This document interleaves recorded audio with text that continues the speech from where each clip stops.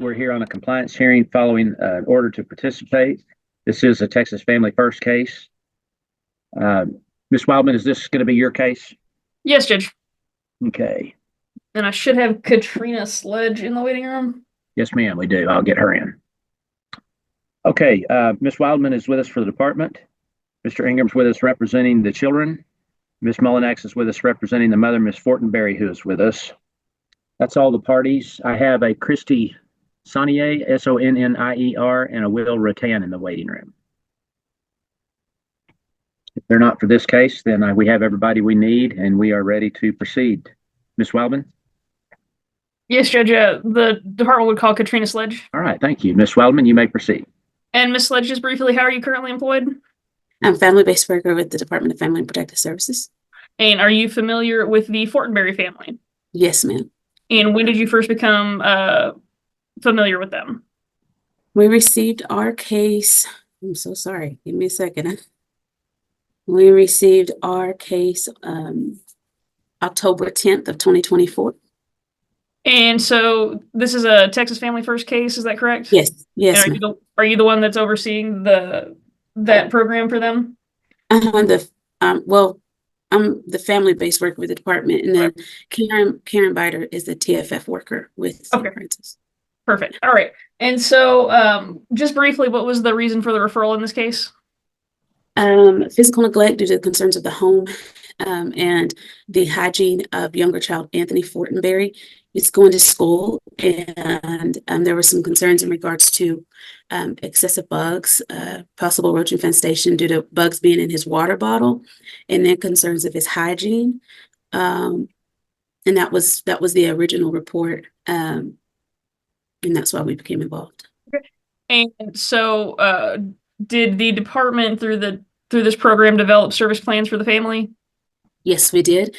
Service plan is very simple with them because it's really Miss Fortenberry lost her husband a couple of years ago, and due to the death of that, she's kind of and still grieving, and in that grieving process, she kind of just lost control of things. So immediately after getting the case, me and the TFF team went in and we did Operation Home Cleanup. And we completely cleaned her home in one day. And her and her children have done well in maintaining the cleaning of the home.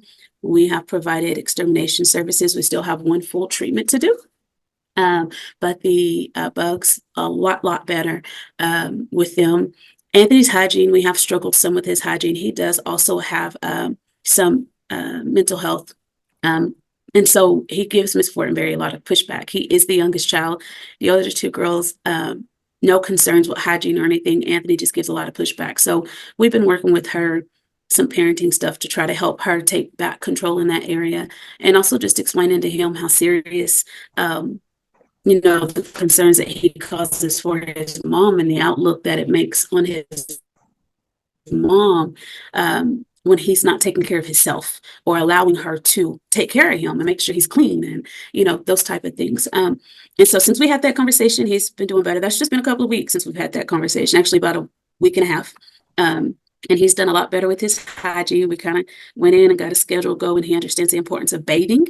Families working together to make sure that when he goes to school, he has clean water bottles, making sure he's changing his clothes every night and not sleeping in his clothes all night and wearing the same clothes the next day. But it all starts with him understanding the importance of that. So he's doing well. Miss Fortenberry is in individual counseling to try to process some grief. And she does want to do some grief support group that is recommended, but she has tried that in the past and she just wasn't comfortable with opening up about her emotions in a group. So she wants to continue to navigate individual before she branches out to grief, if that's what she chooses to do. But she's doing great. They're doing a great job. That's something that the department can help her get set up for when she's ready for that? Yes, she's doing individual now, and then the grief group support is something that, she wanted one that was non-religious, so I did provide her with one that's non-religious. So just whenever she's ready, she'll start that. But she's doing great. Are there any other updates on the children and how they're doing, or Miss Fortenberry that the court needs to hear? No, the older two are excelling. They're great academically. They do well. The other two girls, like I said, Anthony is really one of the biggest challenges, even in school. He does have some behavioral issues, and that also is being addressed with the school. Mom is trying to get him. He receives mental health through Texas Tech right now, and there's been a lot of hardship between mom trying to get that done. So she's looking at possibly transferring him to TPC so he can get a more wraparound with children's services. So that's something we've talked about, and she's going to look into that because she does want more help with his behaviors. He is aggressive sometimes, not with mom, but in school. And that was a recent incident in talking to the liaison officer. So. And at this point, my understanding is that the family treatment plans, they kind of go by phase. What phase is the family on at this point? They're currently in phase 2 of the program. And how many phases are there total? 4. Okay. 4. And do you recommend at this point that they continue on with those services and continue working that plan? Yes, ma'am. And then you'd ask that we have another compliance hearing set up in the future? Yes, ma'am. I'll pass the witness, Judge. Thank you, Ms. Mullinax. Ms. Sledge, is there anything that the family isn't doing that they should be doing at this point? No, ma'am. They're doing everything they need to do. I know, Mary's a single mother, so sometimes those counseling sessions, she has struggled getting on, and because some of them are virtual for her, but she's understanding that she probably needs to go in because she's had some struggles getting onto the virtual session. So she's missed some, but she also understands the importance of not having gaps because this is something she wants. So other than that, they're doing everything they need to do.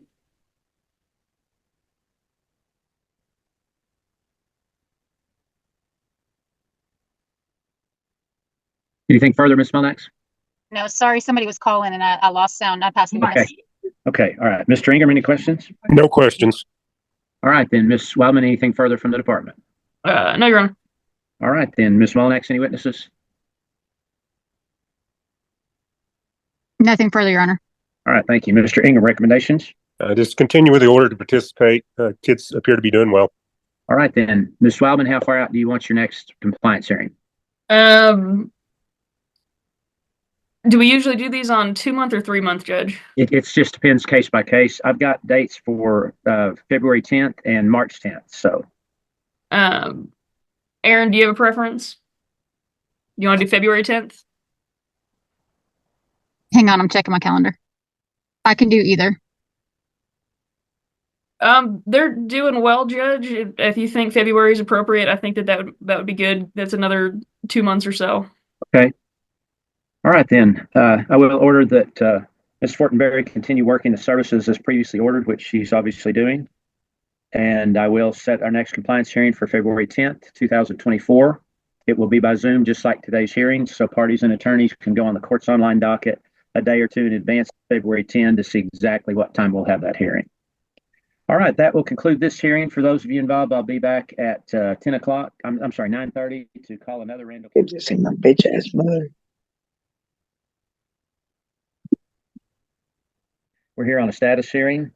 Ms. Gutierrez is with us for the department. Mr. Ingram's with us representing the child. Ms. Gomez is with us representing the mother. Ms. Seaton, who is with us, and a sole managing conservator, Ms. Woods, is also with us. That accounts for all the parties. I have a Will Rattan and a Christy Ashley in the waiting room. Christy, actually, I believe that's my caseworker, Your Honor. Will Rattan, if we could bring him in, Your Honor, he is the supervisor on the Jaslyn White case, but that's going to be handled by agreed order. Okay. I'll get him in then. Thank you. Judge, you might watch for Tammy. She wanted to participate. We sent him a link. Okay. Same to you. All right, then, Ms. Gutierrez, your first witness. Thank you, Your Honor. The department calls Christy Ashley as its witness. Dina Seaton. And did you file a court report on December 3rd of 2024? Yes, ma'am. Your Honor, we ask that the court take judicial notice of that court report. Okay, so noted, and I did read that report. Thank you, Your Honor. Ms. Ashley, since the filing of the court report, what are the updates on the child? She has been a 14-day discharge was put in for Tammy with her current placement. She has to have a new placement by December 23rd. Her behaviors since going into placement have escalated. And I have not had time yet this morning because it all just happened, but she is currently on runaway. And when you say you haven't had time this morning, do you mean to notify the parties? Yes, ma'am. It happened over the weekend, so I just got all the notifications myself and haven't had time to do the legal notifications. Okay, thank you. And the child is currently placed in a residential treatment center, is that correct? Yes, ma'am. And is that placement the least restrictive environment considering her needs? Yes, ma'am. Thank you. And what are the updates in regards to Deanne Seaton? Dina Seaton has been given her family plan of service. We went over it and she did sign, and those have been e-filed. And what are the updates regarding the grandmother? Same, we met, we went over the family plan of service, and she signed hers as well, and that has been e-filed. Is grandmother having visitation with the child? Yes, ma'am. Are there any updates in regards to that? We feel that the visits are going well. She's also having supervised by placement phone calls weekly, and we feel it's positive for Tammy to have that interaction. And the notes state that the visits are going well. At the previous hearing, there was testimony that Tammy had declined a visit, unfortunately, with her mother, Deanne. Is the child still declining visits with her mother? No, we have set up, Tammy has agreed to start visits with her mother virtually, and we have set that up. When are they scheduled to start? They already have started. However, there have been some runaway incidents that have prevented visits from occurring. Okay, thank you. And in regards to the service plan, can you briefly, very briefly, remind us what the reason for removal was? Refusal to accept parental responsibility forms were signed. And was that because the child was struggling with mental and emotional issues? Yes, ma'am. And do the service plans that you've prepared aim to mitigate the reasons for removal? Yes, ma'am. Are they reasonably tailored to those issues? Yes. Can you please identify 2 to 3 services unique to the grandmother? Parenting classes that address Tammy's specific needs, and individual counseling, as well as family therapeutic visits. When you say family therapeutic visits, do you mean therapeutic visits with the child, or is there going to be more people involved? Family therapy for Tammy with her grandmother, and family therapy for Tammy and her biological mother. Okay. Now going to Ms. Seaton's 2 or 3 services that are unique to her, would you say that the family therapy with the child would be one of those services? Yes, ma'am. And can you give us another 1 or 2 services that are unique to mom? We have asked that she ensure that only safe individuals are living in the home that are appropriate for her child if she were to be placed there.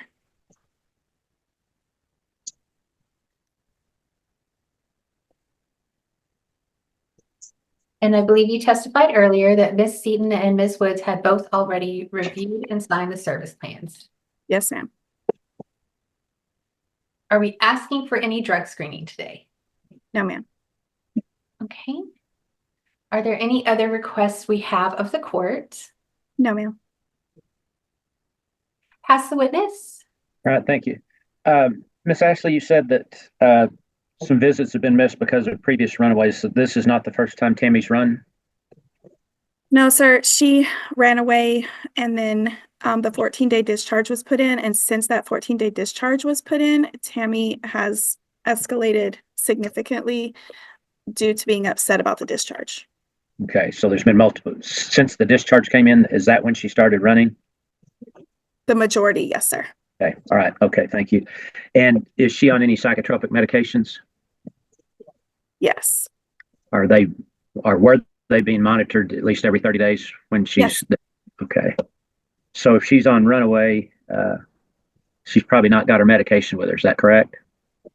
Yes, sir. When she runs away, she does not take her medication. Most of the runs she returns the same day. This current run is the first one that she's been gone overnight. Okay. All right. Thank you. Ms. Gomez, any questions? No, Your Honor, no questions. Pass the witness. All right. Thank you. Mr. Ingram, any questions? No questions.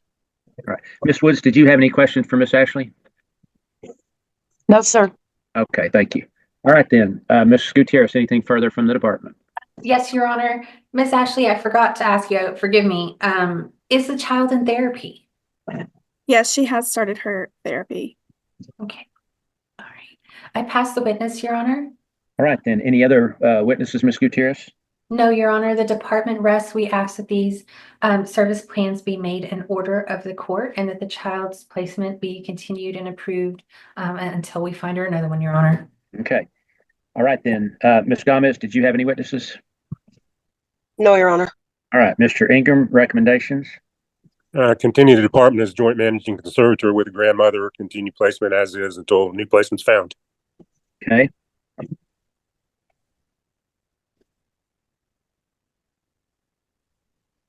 All right, then I will continue the department and Ms. Seaton as joint managing conservators. I'll continue Tammy's current placement, knowing that we've got to find a new placement by the 23rd of December. I will order the services for Ms. Seaton as contained in her service plan. I'll set our initial permanency hearing, our next hearing, for April 14th, 2025. That will be by Zoom, just like today's hearing. So parties and attorneys can go on the court's online docket a day or two before April 14th to see exactly what time we'll have that hearing. Ms. Seaton, I need to admonish you today, the services that are contained in your service plan become a court order. At a final hearing, if you haven't worked those services, your parental rights could be altered or terminated. Do you understand that, ma'am? Yes, ma'am. Yes, sir. Okay. All right. Thank you. All right. That will conclude this hearing. For those of you involved, I'll be back at 10 o'clock to call another Randall County case review after final order. Ms. Wildman is with us for the department. Mr. Ingram is with us representing the children. Mr. Taylor is with us representing the mother, Ms. Carrasco, who is with us. Stacy Grant, Stacy's a guardian ad litem. Is she a guardian ad litem for the children or mother or whom? Does anybody know? The children, Judge. Children? Okay. Yes, children. Okay. We'll go ahead and get started since we do have Mr. Ingram here as attorney ad litem for the children. Ms. Grant sometimes just doesn't show, period. So we've got a full day today, so we don't have time to wait. So, all right, I don't have anyone else in the waiting room. I'll watch for Ms. Grant. So Ms. Wildman, you may proceed. And Your Honor, we call Amy Prater. Okay. All right. Just a minute. Stacy just made a liar out of me. She's in the waiting room. All right. Ms. Grant has joined us. So Ms. Wildman, you can proceed. And Ms. Prater, can you briefly just identify the children that are involved in this case? Yes, the oldest who just turned 18, it's Christian Athley, who's 15, Jace, and Leilani. All right, and you said Christian just turned 18, so what are Christian's plans? Christian plans to stay at his current placement, which is the Girls and Boys Ranch, until he attends South Plains College, where he plans to study welding. He's unsure if he wants to go into a supported independent living. At this time, he's kind of torn between staying on campus or staying at the Children's Home SIL program. Okay, but he's signed up for extended care and he's gotten all that taken care of? Yeah. All right, perfect. All right, so the younger three kids, where are they currently placed? In Lubbock, Texas, in a group home. And so I can't remember the last time that we were in court, but I think the last time that we had talked about this, the plan was for the three of them to be placed back with their mother. Is that still the plan? Yes, ma'am. We're a little bit closer to it now. All right. So what kind of progress have we made in making that happen? Mom Janie Carrasco has just secured housing about a month ago in Lubbock. She is literally building up from the ground up. So St. Francis and the kids' placement is working to get mom set up with furniture, home goods, pots, pans, linens, things like that. Our biggest barrier to returning the kids home at this point is having beds for the children. I did refer Janie to our bed ministry with St. Francis, and the kids' placement is also seeking out beds for them as well. So, barring that issue, I mean, is that if beds are able to be located, are they going to be able to start that placement back with mom? Yes, ma'am. As soon as we can get beds lined out, also Miss Carrasco's mother has also moved in with her to help with childcare. So we are kind of pending a workaround with their work schedules right now, from my understanding. So right now, are the children's medical, psychological, educational needs being met in their current placement? Yes. Are any of them on psychotropic medications? No, ma'am. And do you believe, I guess at this point, is that the least restrictive placement for them, but we're working on sending them home? Yes. Do you believe that the department's making those reasonable efforts towards making sure they can go home and meeting that permanency goal? I believe so, yes. And so are there any, other than getting the beds figured out, are there any other services that Miss Carrasco needs to, or that Janie Carrasco, the mom, needs to complete?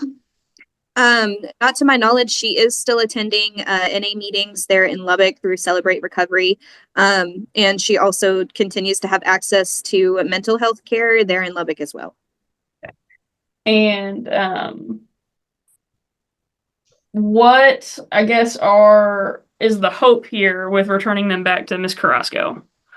That the kiddos will be back with their mother where they've wanted to be for the past 2 years, and that they are able to live as normal of a life as possible from here on out. And do you believe that that can be achieved here, hopefully pretty soon? I'm hoping by Christmas, yes. Okay. And until that can be done, would you recommend that their current placement be continued? Yes. And I know your recommendation that a review hearing be held within 6 months if we can get the kids home. Are you actually asking that we have that review hearing within the next 3 months? Yes. And is that because you hope that by that point the department would be able to be out of the case and the kids would be home? Yes. I'll pass the witness, Judge. All right, thank you. Ms. Prater, Christian was pretty adamant that he did not want to go home back to mother's. Is that correct? Yes, sir. All right, so but from reading the reports, as long as this case has been going on, these kids obviously desperately want to stay together. That seems to be the primary goal of the kiddos. Is that correct? Yeah. Yes, sir. So has he voiced, if all three of the other children go home to mom, what's his plan? He plans to visit as often as possible with the other siblings and his mom. Once the kiddos are returned, he also is debating about whether once he kind of starts college before he moves into on-campus housing, if he's able to get in. If he's not able to get in, he would like to move in with mom. He just didn't want to be moved his senior year of high school. Okay, so that he would go home to mom to be with his siblings. Is that Yes. fair? Okay. Yes. All right, and I guess to a certain extent that was also Adelie was saying she didn't want to go to mom's, but I think she said that saying I want to stay with my siblings, not go to mom's. But that's what I'm getting at. These kids Yes. desperately want to stay together. So it's not necessarily they don't want to be with mom; they just want to be sure they're together. Yes, absolutely. Okay, all right. Go ahead. Christian just had many senior activities going on with football, track, academics, things like that. He just didn't want to be moved his senior year. Okay, and mom was having. I read she's having family therapy with Adelie. Yes, sir. Is it why just athlete? Are the others just? Are they? Go ahead. When Miss Carrasco first got out of Senecor and entered her sober living program, she did family therapy visits with all 4 of the kiddos. Those were discharged to an as needed basis. We started seeing with Athalie a lot of anger, just kind of unprovoked anger coming out of her, with the house parents and kind of with her situation in foster care. And she struggled with a lot of anger just with being in care to begin with. So we did, and Athalie did request to start going back to therapy with her mom. Okay, good. Okay, Mr. Taylor, questions? Yes, Your Honor. Janie's worked pretty hard for what, almost a year now, and pretty much is a success story so far. Is that correct? Yes, sir. Is there anything that she is not doing that she should be doing? Not to my knowledge. We're doing the best we can to get her set up to where her home's appropriate for the kiddos. As far as services and behavior and things like that, she's been doing very well. Okay. No further questions. Thank you. All right, thank you. Ms. Grant? Ma'am, on the speech therapy for the child, is that going to continue after return to mother? And if so, what's the progress on that? None of the kids are in speech therapy in the traditional sense at this time. They do have 504 accommodations for speech, though, in school. Okay, and so under their 504 plan, they'll be able to continue that upon return to their mother. Yes, they'll be, I believe mom plans to keep the kiddos in the same school for the remainder of the year. And then whatever school she transfers the kiddos to, it'll be transitioned with them, that 504 plan. Okay. And as far as athlete goes, her, in speaking with her therapist, her anger kind of arises from protectiveness of the other siblings. Is that true? It does at times, yes. And they're working on making sure that she doesn't get parentified and that she returns to her proper role in the family as a sibling and not a parent, correct? Yes. Okay, pass the witness. All right, Mr. Ingram? No questions. All right, then. Ms. Wildman, anything further from the department? Not from the department, Judge. All right, Mr. Taylor, any witnesses? No, Your Honor. All right, Ms. Grant, any witnesses? No witnesses, Your Honor. All right, Mr. Ingram, witnesses?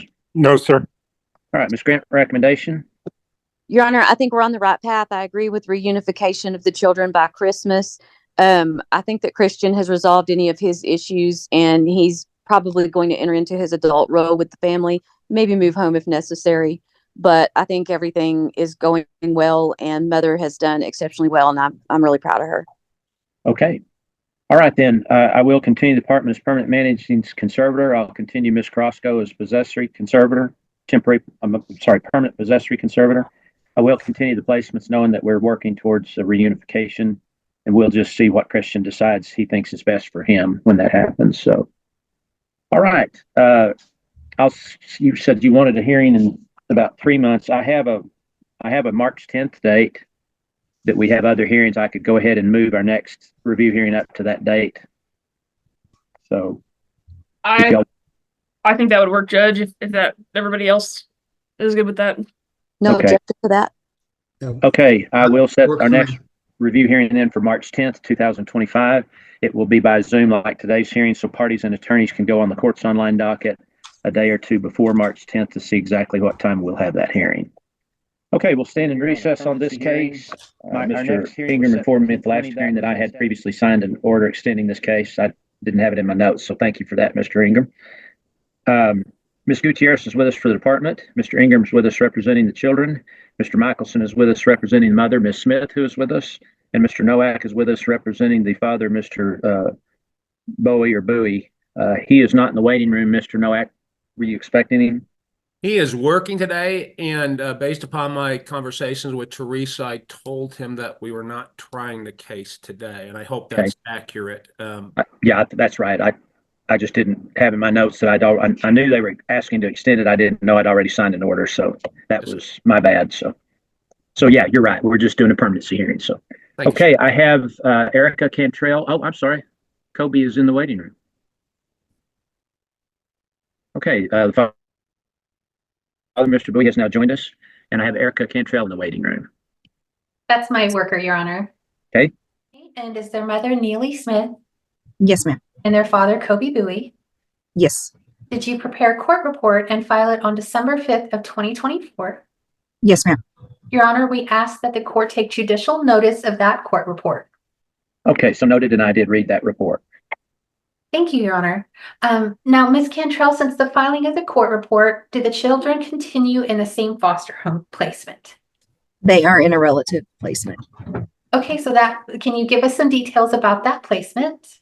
Yes, this is the great paternal aunt and her husband. They have an approved home study that was filed with the court, and they are doing really good in that placement. They're establishing routine, working on potty training, just really providing everything that the children need. Okay. Are they providing the daily necessities like food, shelter, and medical care for the children? Yes, ma'am. Okay. And what about the children's education? Are the children in daycare? Yes, ma'am, they are in daycare. Are there any updates on how they are doing in daycare? They're doing really well in daycare. No issues reported, no behaviors reported, anything like that. Okay. Now, in regards to Miss Smith, I believe your court report indicated that she was in Senecor. Is that correct? Yes, she was in Senecor and now she's at the Haven House. Can you explain for the court what Haven House is?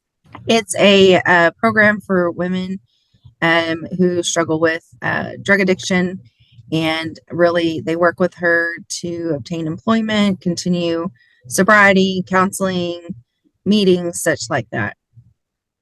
And to your knowledge, did she successfully complete the Senecor inpatient program? Yes, she did. Great. Now, regarding Mr. Bowie, what are the updates for Mr. Bowie? I don't have many updates for him. I have not been in regular contact with him. I did ask him to screen.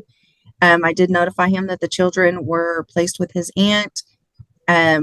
Tristan, who is a FSW here, has been reaching out to him to schedule visitation, has not had any luck. I did verify with placement that the number that I have is the correct number for Mr. Bowie, and she indicated yes, but I've received no responses or anything from him. Okay. So your request, you testified just now that you had asked him to drug screen. Did he comply with that request? And not that I know of. And in regards to visitation, is Miss Smith able to visit the children right now? Yes, she is having weekly visitation. And how are those going? Those visitations are going well. I haven't had any negative reports. Are those in person or are they virtual? Her visits are in person since she did complete the rehab program and has remained sober. Great. And that those continue to be supervised. Is that correct? Yes. And in regards to Mr. Bowie, are his visits, is he still exercising his visitation? No, at this time he's not. When was the last time he did? That would have been in October, prior to the October 23rd when the children were moved to Amarillo. Like I said, he had virtual visits. He was attending those. And then we've attempted multiple occasions to set up in-person visits, and he has not responded to Tristan.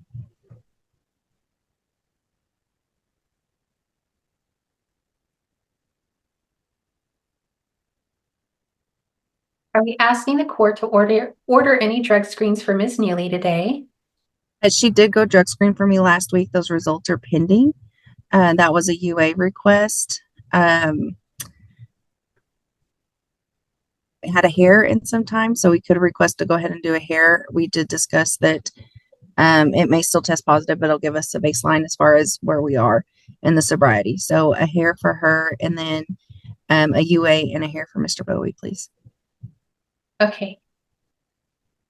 Can you please describe the reasonable efforts that St. Francis and the department are making to reunify the family? Yes, ma'am. We have provided each parent with a family plan of service. We've been in regular contact with Neely. She is aware of what she needs to be doing. As far as both Mr. Bowie, we have had conversations. He understands his family plan. And like I said, we've scheduled visitation, and they're doing what they can do. Neely's making progress now, but Mr. Bowie is not making progress. Okay. And your attempts to contact Mr. Bowie, though, that's part of your reasonable efforts. Is that correct? Yes, ma'am. Now, a part of Mr. Bowie's service plan was for him to complete successfully the Batter's Intervention and Prevention Program. Has he started that program yet? No, he has not. We had a discussion. He doesn't feel like he needs to complete that since the charges were dismissed. However, domestic violence as well as drug use were part of the removal facts. Is that correct? Yes, ma'am, that is correct. Do you believe it would be contrary to the children's welfare to be returned to either parent today? Yes, ma'am. And would it be a continuing danger to their physical health and safety? Yes, ma'am. Are we asking for any changes in visitation today? No, Neely is getting her weekly visitation. As far as Mr. Bowie, I mean, he needs to drug screen so we can see what we're looking at as far as if he's still using before we expose the children to him and in-person visits. May I speak? When it's your turn, your lawyer can let you speak. Ask the witness at this time. All right, thank you. Ms. Cantrell, where does the aunt live, the great paternal aunt? She lives here in Amarillo. Okay, all right, thank you. All right, Mr. Michelson, questions? Thank you, Your Honor. Ms. Cantrell, you testified previously that Haven House provided support services for Neely, such as employment. Could she obtain counseling services and some of the requirements of the case plan while she's at Haven? Yes, she can. I know that they do offer some parenting stuff. I don't know as far as if they have a specific counselor in there, but I do know that they assist with getting Neely to appointments if it still has to be outside of that. And so they are very much there to assist her in whatever programs that she completes there. That is a requirement of the family plan. We would include that as completed. Okay, thank you. And then just finally, with regard to visitation, do you have any objections to increasing her supervised visitation? I would have to discuss that with my supervisor. I think given that, I mean, we had been involved in this case for 10 months before she even started services. I think we would like to see some more progress as well as drug screening and stuff like that before we would agree to increasing visits with her delay in getting things going. Okay, but she's never been inappropriate with the children in terms of visits, correct? No, sir. Okay. Pass the witness, Your Honor. All right, Mr. Nowak. Thank you, Judge. And just briefly, Eric, if I heard you correct, I think what you're asking Kobe to do is drug screen, correct? Yes. And that will tell us whether or not we get visits, correct? Yes, that's what I would like to do before we receive visits. And you also want him to engage in the BIP classes, correct? Yes, and I also need information as far, and I mean, he can text it to me, but where he's living, it's my understanding he's not living with his mother anymore. Most of my information's coming from third parties, so I just need him to communicate with me more of what's going on. And does Kobe have your number, your phone number? Yes, he does. We've communicated via text before. Okay, well, he's nodding his head no, so hang on, Kobe. So Erica, would you do me a favor? Would you, when we're finished with the hearing, would you either email or text me the best contact number for you? Yes. Judge, I believe that's all I have. Thank you so much. All right, thank you, Mr. Michelson. I asked you, didn't I? Yes, sir. Yeah, Mr. Ingram.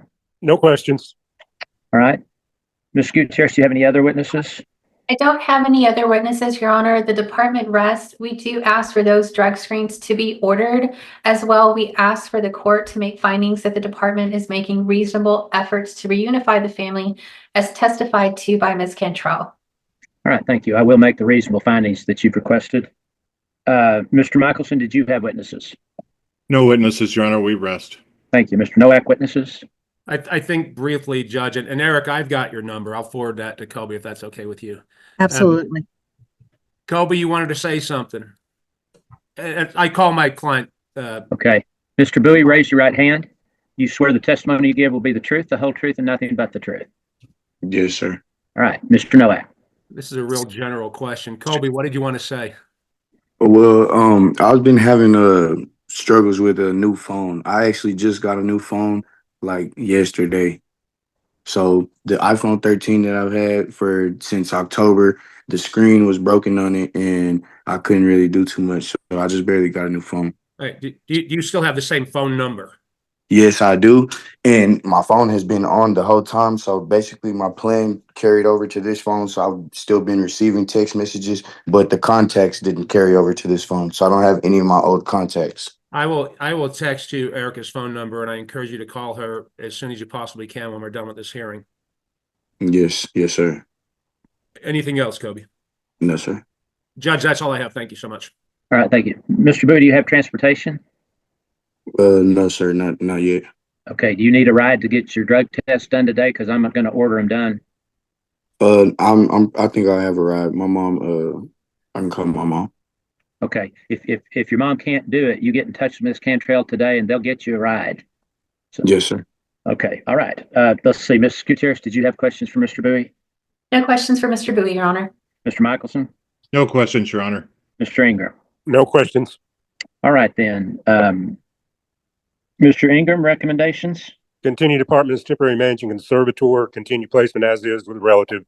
Kids are doing well with the aunt. Okay. All right, then. I will continue the department as temporary managing conservator. I'll continue the children's current placements. I'll order Ms. Smith to hair strand drug screen by 4 p.m. today. Ms. Smith, I didn't ask you, do you have transportation for a drug test? She's saying yes. Okay. And then I'll order Mr. Bowie to both hair strand and UA drug screen by 4 p.m. today at Care Express. I didn't have a date for the next hearing. Ms. Gutierrez, the extension, I think, asked for 3 months. When do you want your next? I think our extension is a 6-month extension, Your Honor. Well, I know it is. I know it is, but in what I read was that you were asking to extend for 3 months. That was what was in the report. But Okay, when do you want your next perm hearing? How far out? Erica, are we asking for the next hearing to be a perm hearing or a final for clarification? I would request, go ahead and schedule it as a final to see, you know, like I said, and then we could treat it as a perm if mom is still doing her program at the Haven. Okay, is March a good time for that? Okay, Your Honor, if we could get a final hearing sometime in March. Okay. Brittany, I've got some other hearings set for March 10th. How bad does that look? Let me take a look at it really quickly. Okay. It is available. We can do that day. Okay. All right, then. We'll call it a final, as Ms. Cantrell said. If we need to treat it as a perm, we can do that on that day. But I will set the final for March 10th, 2025. It will be by Zoom, just like today's hearing, so parties and attorneys can go on the court's online docket a day or two before March 10th and to find out exactly what time we'll have that hearing. Okay, that will conclude this hearing. I will be back here at 11:20 to call another Randall County case. I've received a motion to retain the case on the court's docket from the department. Ms. Wildman is with us for the department. Ms. Naranjo is with us representing the child. Mr. Pirtle represents the mother, Ms. Wyrick, who is with us. However, today, Brianna Gomez is filling in for Mr. Pirtle. And Mr. Nowak is with us representing the father, Billy Moody. He is not in the waiting room. Mr. Nowak, were you expecting him? Judge, no. And the phone number I have for him, which I think I got from a notification of rights that was filed in 2023, just says this phone number is not available. And I also have a motion to continue filed on this, Judge. And as court knows, I was just appointed Friday. Have not had an opportunity to talk to him. Okay. I will, looking back, just so you'll know, Mr. Nowak, I don't believe, well, no, he did attend the adversary hearing. That's the last time we've seen him. I've read what I have. I've read the reports have been filed, and I can read the tea leaves just as well as anybody. However, I was appointed Friday, and I appreciate the appointment, but I would join in the department's request to retain or ask the court to grant my motion to continue. Thank you, Judge. Well, let's talk about the motion to retain the case on the court's docket. Does anybody object to that? No, sir. Okay. No, Your Honor. I'm sorry? No? No, Your Honor. Okay. Yeah, I've read the report. You know, Miss Wyrick looks like she got kind of a late start. Maybe a few hiccups, but I do believe that now I'll say this. I read the report. The report wanted to extend the case, but go ahead and terminate the parents. I assume that was just not corrected. It's not something I was going to do anyway, but I do believe that under the new law, I have to extend and retain the case on the court's docket. I believe that Ms. Wyrick's made sufficient progress and probably needs additional time to complete her services. So I'll go ahead. First of all, I will go ahead and grant that motion to extend the case and retain the case on the court's docket. Now, as far as Mr. Nowak's motion, I'm trying to see. We had our last hearing on October 7th, so we've got time to grant that continuance. I apologize. I haven't come back from a mediation to the hearing afterwards. And so part of the reason that we have the 3-month extension on there was we did go to mediation with all the parties, and that was the agreement that we'd made. That's where the date in that order to extend comes from. Okay. Well, retain. I'll extend it the typical 6 months. We don't have to drag it out another 6 months, and I'll have to figure the new dismissal date. But back to what I was saying, we had our last hearing on October 7th. We got 120 days to have this next permanency hearing, or what we were going to have today. So, Brittany, if you could find us a date, you want it as close out to 120 as we can get, or how far out you want our next hearing? At mediation, I know all parties, including Ms. Wyrick, were wanting to maybe hear this as a final within the next 30 days. So if we could do somewhere close to 90 days out. For a final or a we can set it as a final, and then if we need to do it as a permanency, we'll still have that time. Okay, now that I'm thoroughly confused, that's what we'll do. Okay, I'm looking for a final 90 days, right? Yeah, somewhere around 90, Brittany. Okay.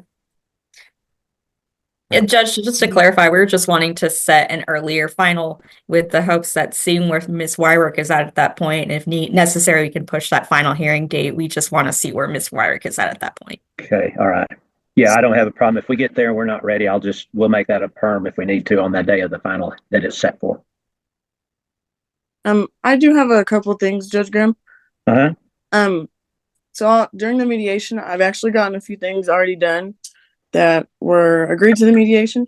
I don't know if Christina's exactly on here or not, but I messaged her this morning because there was said that I did not show up for a drug test Hey, November Karina, 25th.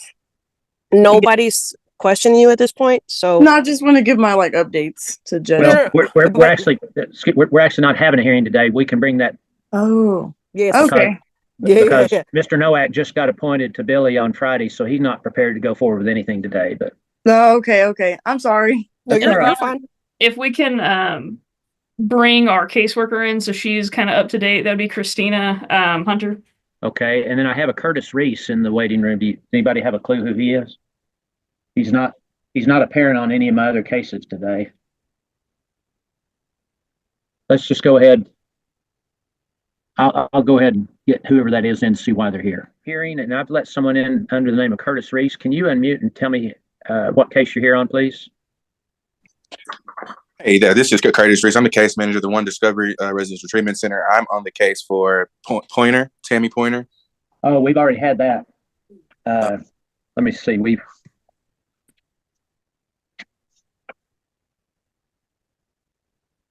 I say we had it. 9:30. Yeah, that we had that hearing was set for 9:30. We finished that a long time ago. Okay, I'm so sorry. We didn't get notice until 11. We thought it was at 11.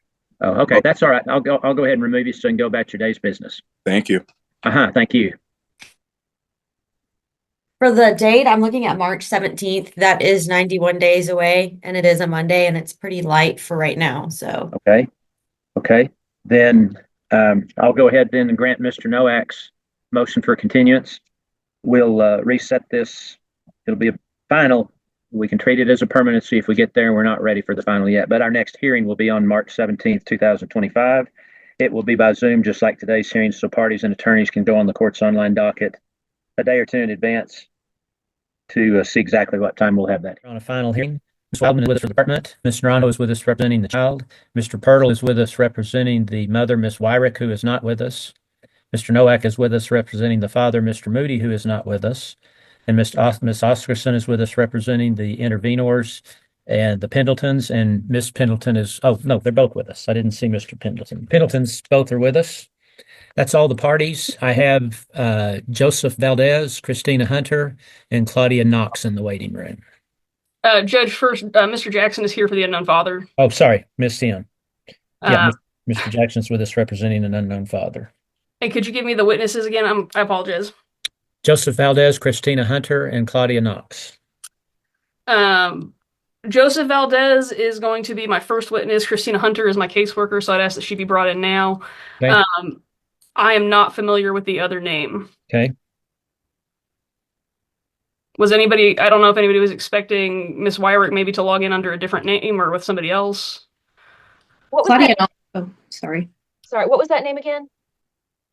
Claudia Knox. Claudia Knox. She's on email chains with the department, so I'm not sure who she is, but she's been included on correspondence throughout the case. I believe she's the placements agency. She is, yes. She works for our agency, Pathways. Well, is she a witness or what? No, I'm not sure why she received it. Well, I mean, I can bring her in and tell her if she just wants to watch it. If she's just curious, she can watch us on YouTube. Yeah, she probably just wants to watch. Okay. Does anybody object? I mean, I can send her to YouTube. If nobody objects, we can just let her in here and she can just stay muted and not on camera. No objection. Objection. Okay. All right. We'll let her in. Okay. Then we are ready to proceed. Ms. Wildman, you can call your first witness. Your Honor, before we begin, I did email out a series of 8 exhibits to the parties. Previously, I copied Brittany on that email, just so everybody is aware to look for those. When were they sent? Maybe a little bit before 8 o'clock or around 8 o'clock this morning. Okay. Well, give me a second. Let me pull up my. Sure. I did forward them to you and Amy this morning as well. Okay. Okay, looks like I have them in a string of emails. I'll just have to go back and forth when we get to that point. Okay, first witness. The department would call Joseph Valdez. And how did you first become involved with Jesse and his family? I was the investigator assigned the case. And I mean, what kind of allegations came in that that got the department involved?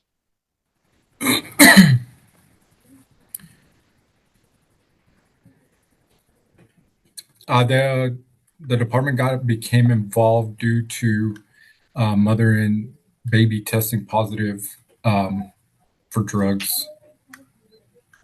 And was it at the birth of the child? Yes. And did you go to the hospital after receiving that intake? I did, yes. And did you speak with the parents at that time? I did, yes. And who are the parents that were identified to you? Mother was a Karina Wyrick, and the father was a sorry, I'm trying to go back and look. Billy Moody. Now, when you first made contact with the parents, I guess what was their sort of demeanor?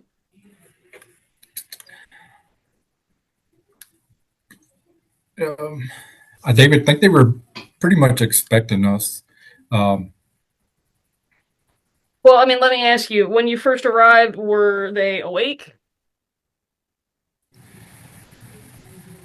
Give me 1 second. I'm trying to pull up this affidavit. I cannot find it, what I did with it. Sorry.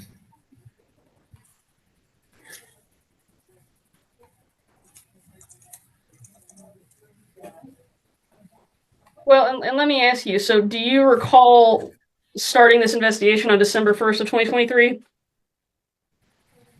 I had received the report on December 20th of 23.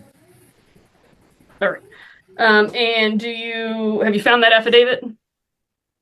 I can't find my affidavit. I found my investigation report.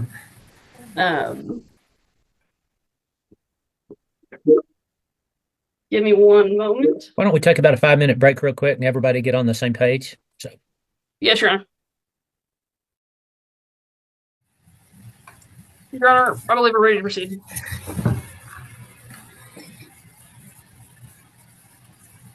Thank you, Your Honor. And Mr. Valdez, have you had a chance to refresh your recollection?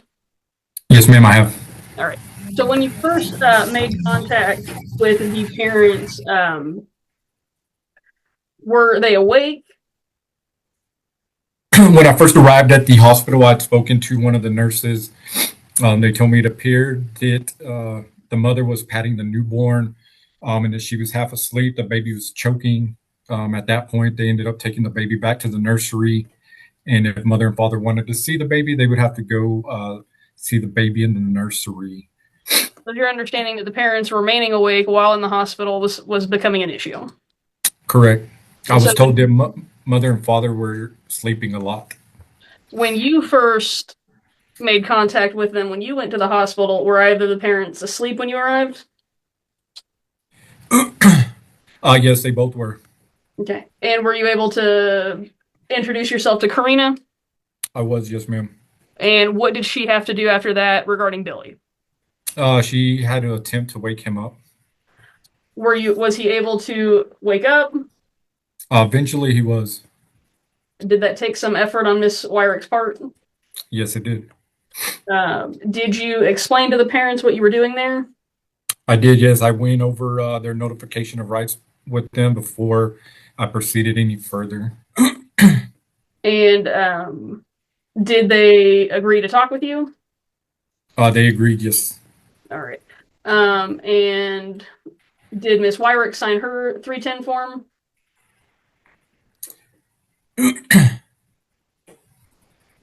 They did, yes. Okay. And Mr. Moody did not, correct? No, he did not. Now, throughout your contact with the parents, was Miss Wyrick fairly cooperative? She was fairly cooperative, yes. What about Mr. The father? Moody? No, he was not.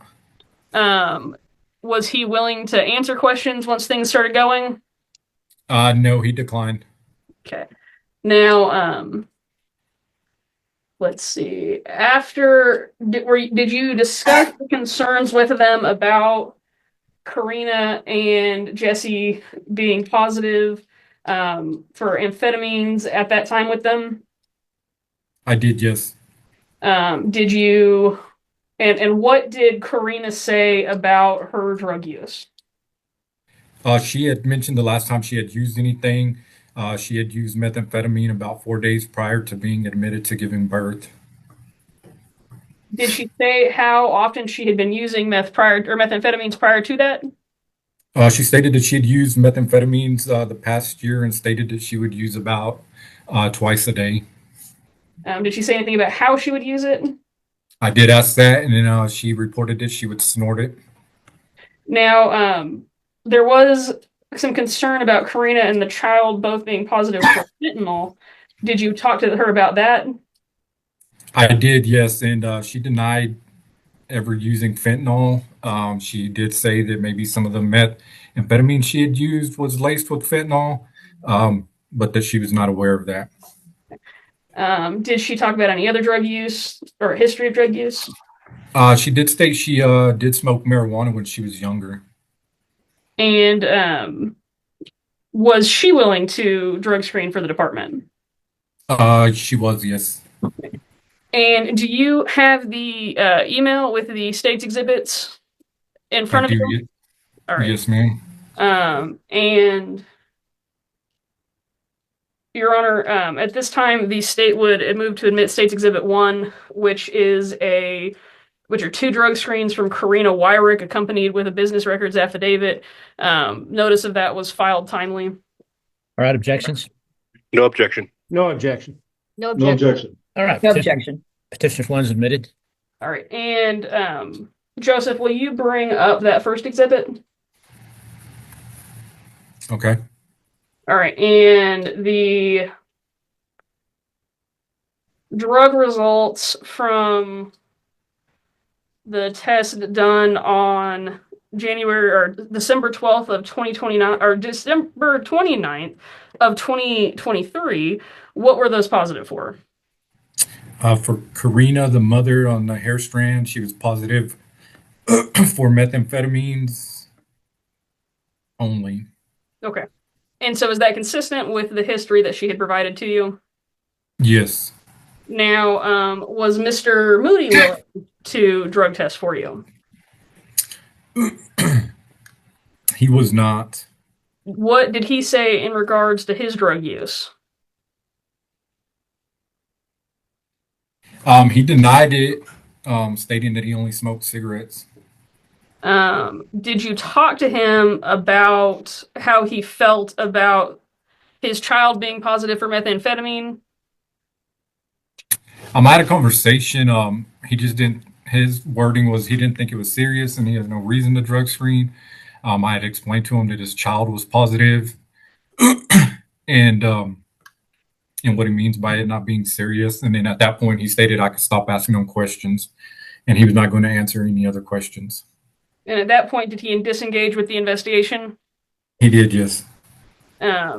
after talking with the parents and especially Mr. Moody, did you come to form any kind of opinion based on your experience in investigations regarding his demeanor? He did appear to be under the influence, but I could not specifically state what he was on. But was his demeanor in the hospital concerning? Yes.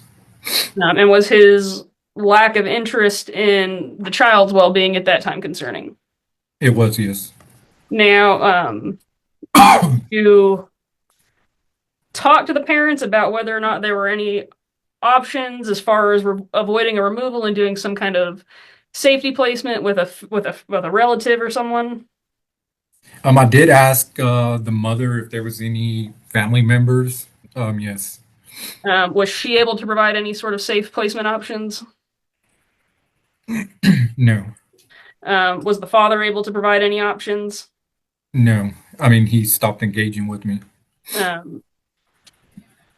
Let's see. And he was unwilling to discuss any kind of family-based safety services or I guess any sort of other services? Correct, yes. Were you able to see Jesse Moody when you were up at the hospital? I was, yes. Where was he at that time? He was in the nursery. Okay. Did he remain in the nursery? He did, yes. There was talks about him possibly having to be moved to the NICU, but he was never moved to the NICU. Okay. And do you recall why he was going to be moved to the NICU? They were just going to keep an eye on him at that time. And was that because of concerns about him testing positive for the narcotics? Yes, his body was real tight and he kept vomiting. And then he started showing some signs of withdrawals. Okay. Let's see. Now, do you have that email with the attachments in front of you again? Yes, I do. All right. And Your Honor, the department would move to admit petitioner's exhibit number 2, which is the medical records for Jesse Moody. They are accompanied by a business records affidavit, and notice was filed August 8th of 2024 regarding those medical records. They were also turned over in discovery. All right. Objections? No objection. No objection. No objection. All right. Petitioners 2 is admitted. And Mr. Valdez, this may take you a moment, if you can scroll down to page 66. Okay. And does that appear to be a toxicology report for a child or a patient by the name of Jesse? Yes, ma'am. Born December 20th of 2023? Yes, ma'am. And do you see the part, or I guess there's several sections, there's 3 sections where it says methamphetamine? Yes. And what were the results, or was that a positive or negative for methamphetamine? It's a positive for methamphetamine, LC. Yeah, Amphetamines. are there several numbers there indicating that he was positive for the methamphetamine? Yes, ma'am. Below that, is there a section saying amphetamines? Yes. And do those indicate that he was positive for those as well? Yes, ma'am. Now, in your investigation regarding the fentanyl, was there some evidence that the mother and the child may have been exposed to fentanyl just as part of the birth process? Yes, ma'am. But is that true of the methamphetamine? Yes. I mean, it was due to the mother receiving that when giving birth. I guess that was a bad question. Did the hospital administer the methamphetamine? The hospital did, yes, ma'am. That would have been the fentanyl, correct? Or the fentanyl. All right. The hospital did not administer methamphetamine to either the child or the mother, correct? No. But they did administer fentanyl in the process of just the birth. Yes. So it is possible that that's where the fentanyl and results may have come from. Correct. Okay. Now, based off of the investigation, was the determination made to remove Jesse from his parents' custody? Yes. What were the concerns and what was the danger to Jesse at that time? The mother indicating that her daily meth usage the father not being cooperative in the way his interactions at the hospital. Was it a concern that the family did not have a safe and stable environment to take Jesse home to if they were discharged? Correct, yes, ma'am. And was it concerning that there was nobody that would be available to supervise them if any other options were pursued? Yes, ma'am. And at that time, did the department feel that there was a immediate danger to the child's health and safety that necessitated removal? Yes, ma'am. And do you believe the department exhausted all options to avoid that removal? Yes, ma'am. Now, at the adversary hearing, if you open petitioner's exhibit number 3, and Your Honor, this time the state would move to admit petitioner's exhibit number 3, which is a certified copy of the adversary or the temporary ordering following the full adversary hearing. All right, objections? No objection. No objection. Petitioner's 3 submitted. All right, and looking at that first page of that document and based off of what you remember, did Mr. Moody appear at that hearing? I believe so, yes. Okay. So at that point, was he still involved to some degree with the department? With me, no. Okay. So he still was not in any way attempting to work with the department or do anything to regain custody of the child at that time? At that time, no.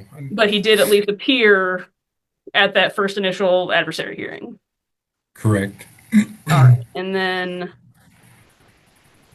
let's see. Going kind of back to the removal, was there an urgent need to protect the child at that time? Yes. And so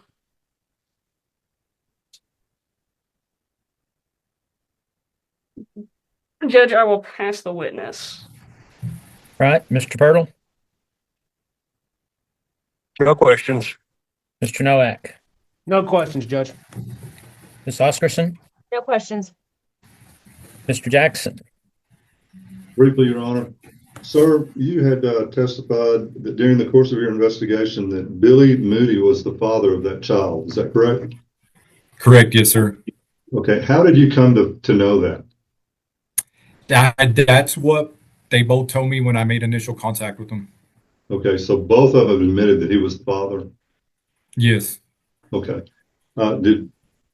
Strike that. Pass the witness, Your Honor. All right. Anyone have further questions for Mr. Valdez? Just a brief follow-up, Judge.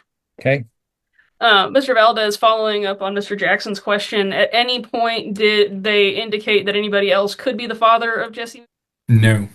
In the course of your investigation, did anybody indicate that there was any reason to believe that that Billy Moody was not the father of Jesse? Not to me, anyways, no, ma'am. Okay. No further questions, Judge. Anyone else? All right, then. Can he be excused? Or do we need him to stay in? I would ask that he be excused, Judge. All right. If there's no objections, then, Mr. Valdez, I'll remove you so you can go about what's left of your afternoon. Thank you, sir. Thank you. All right, Ms. Wildman, next witness. Yes, Your Honor. The department would call Christina Hunter. And are you familiar with his parents and the case involving his family? I am, yes. How long have you been working on this case? I was assigned this case on December 22nd of 2023. So have you been the only permanency specialist assigned to this case? Yes. All right. And so is it fair to say you're very familiar with the child, the case, and the parents? Yes. All right. And so when you, I guess, first got involved, did you make contact with the parents in this case? I did, yes. And at the beginning of the case, what was the demeanor of Mrs. Wyrick in regards to cooperating with the department? She was on board with cooperation. Now, what was Mr. Moody's sort of demeanor towards cooperating with the department? Whenever I met with both Mr. Moody and Miss Wyrick, he appeared that he was on board with cooperating. initially through our discussions. However, whenever we attempted to take him to go complete his drug screen with that at that same meeting, he said he was going to go and then he refused. Okay. And over the course of this case, have you had difficulty maintaining any kind of contact or working with Mr. Moody? Yes. Now, at some point, did we ask for him to do some kind of paternity testing? Or was it ordered that he do that? It was court ordered. Has he ever completed that? No. Have you made attempts to contact him about doing that? Yes. Did you make attempts to help him get to testing so he could do that? Yes.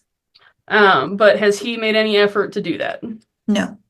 Now, starting out, it sounds like both parents were receptive to working with the department. So were you able to meet with them and set up family plans of service for them?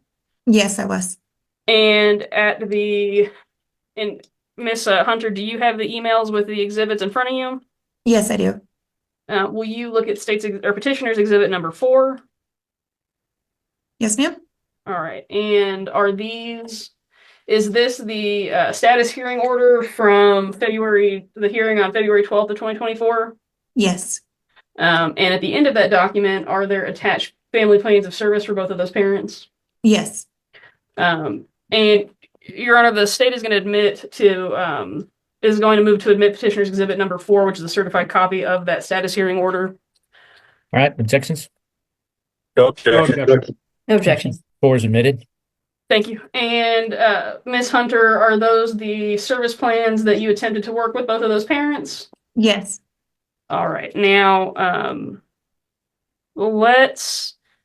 so also on that document, if you would go to page, looks like 5, were the parents ordered to complete drug screening at that hearing?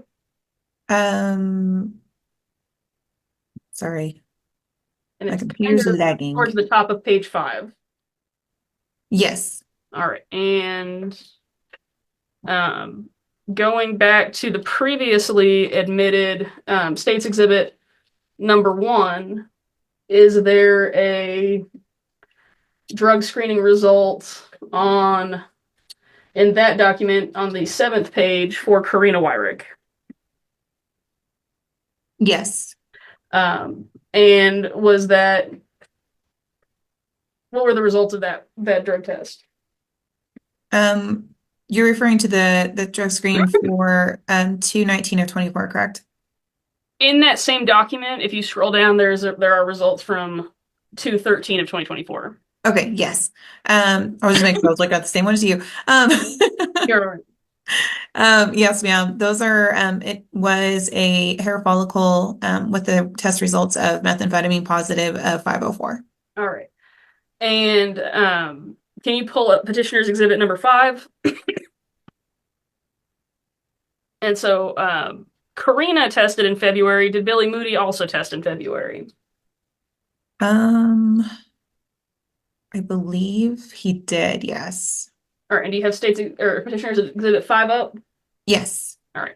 And Your Honor, the state's going to move to it, or the department is going to move to admit petitioner's exhibit number 5 with the accompanying business records affidavit, the notice of which was filed August 8th of 2024. Objections? No objection. No objection. Petitioner's No not objection. admitted. All right. And Ms. Hunter, what kind of tests were these results from? Both a UA and a hair follicle.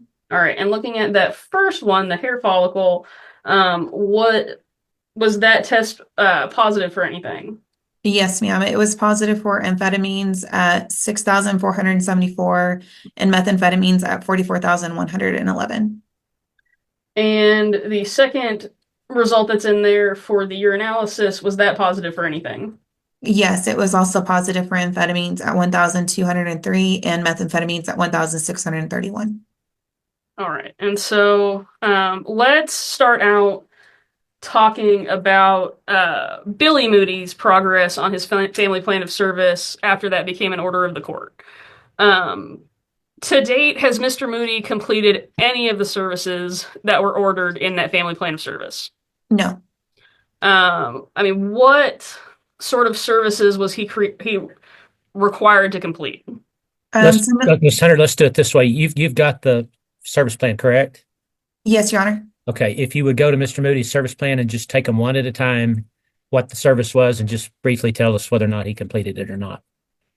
Let me find that exhibit again. And that should be Petitioner's Exhibit 4. So the basics that we have on all our family plans, which is to maintain contact with us, update us if there's any changes, sign a release of information, and to obtain his own transportation or to let us know so that we can be able to provide transportation. But let's, as you mention a service, tell me yes or no, he didn't complete it. Okay. All of those no. Well, yeah, we're trying to make a good record here in case it's appealed. So you started with good contact. Did he do that? No, Your Honor. Okay, and then let's just go to the next one. He did not sign a release of information. Okay. He did not keep me updated in regards to any changes. He did not utilize our transportation or use his own transportation. He did not complete the financial stability class. He did not complete any visitations with his son. He did not participate in any parenting classes. He did not complete an OSAR. He did not participate or complete the Padre program, which was both for the parenting education classes as well as the drug risk education classes.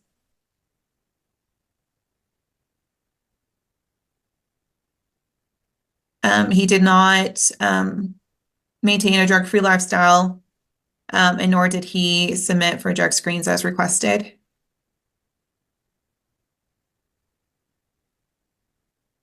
He did not complete BIP.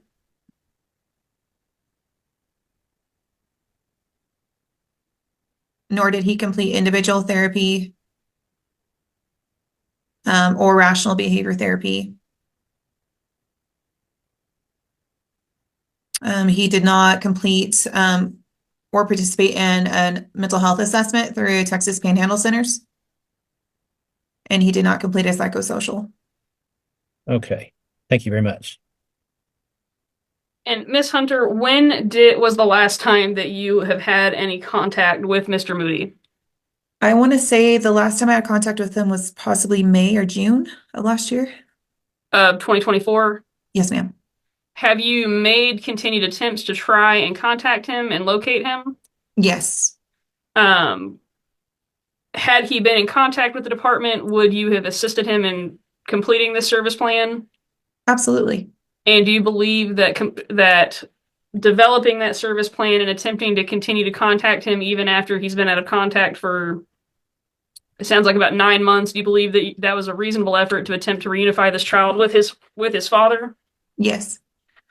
You testified that he had not had any visitation with Jesse. Has he never had any visitation with Jesse?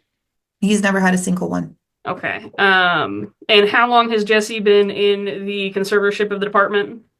His entire life. Okay, and so he was born December 20th of 2023, correct? Yes. Now, looking at, give me one moment. Looking at Petitioner's Exhibit number 3, that temporary order following the full adversary hearing. And I'll give you a minute to pull that up. I'm sorry, say that again? If you could pull up Petitioner's Exhibit number 3, which was the adversary hearing order. Okay. At the end of that document, I mean, is there a temporary visitation schedule? Specifically for Mr. Moody or Billy Moody? Yes. Has the department attempted to engage Mr. Moody and offer visitation? Yes. He simply has not done so, correct? Correct. Part of that was also him Also completing that paternity testing to confirm that he was the father as well. Okay. Which he also refused to do, correct? Yes, And to date has still not completed, correct? correct. Does he have any kind of relationship with Jesse at this time? No, Has he attempted to have any kind of relationship with Jesse?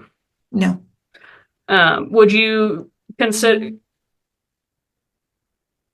is it your position that he has effectively constructively abandoned Jesse at this point? yes, And has his lack of cooperation shown that he is unable to provide a safe environment for Jesse should Jesse be returned? yes, Has he in any way addressed the conduct that led to Jesse being removed? no, And do we have any evidence that he has stopped using controlled substances or sought any kind of treatment? no, Now, also, when talking with the parents, as far as paternity goes, has there been any other alternative father suggested for Jesse besides Billy Moody? no, Have you asked Miss Wyrick if there's the potential that anybody else could be the father? yes, I have. And what was her response? No, there's not. And you're aware that a paternity registry search has been completed for Jesse, is that correct?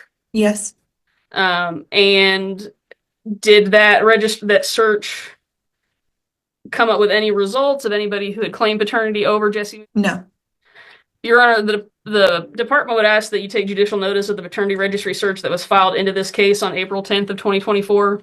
Right, so noted. Do you believe that the department has made all possible reasonable efforts to reunify the child with Billy Moody? yes, As much as Billy Moody himself is allowed for? yes, Now, talking about, let's kind of shift gears at this point and talk about Miss Wyrick. Initially, was Miss Wyrick receptive to working services with the department? yes, And in fact, did she complete a fair number of the services required on her service plan? she completed almost all of them. Now, similar to how I think we addressed this for Mr. Moody, can you pull up that service plan from the status hearing order? Yes, give me just a second. Do you want me to just go list by list like I did before? Yes. Please. Okay. So maintaining contact, she did do well with that up until February of this year. She was utilizing our transportation for visitations. She did participate and complete parenting classes through Padre. She completed that 1/24/25. In regards to visitation, it was a hit or miss, but it was mostly in compliance with visitation in regards to attending. However, we did have several issues that occurred throughout visitation, including not like the smell of smoke, cigarettes, that kind of stuff like that, as well as not providing the proper things that were needed to care for Jessie. She did complete drug screens up until February, basically, of this year. She stopped completing drug screens for me after January's positive that we had. The OSAR, she never completed it. Again, the Padre, she completed the parenting portion of it on January the 24th of 25. The anger control training, she did not complete, as that was part of her continued therapy with Delois Hinders. The domestic violence support group, she did complete that.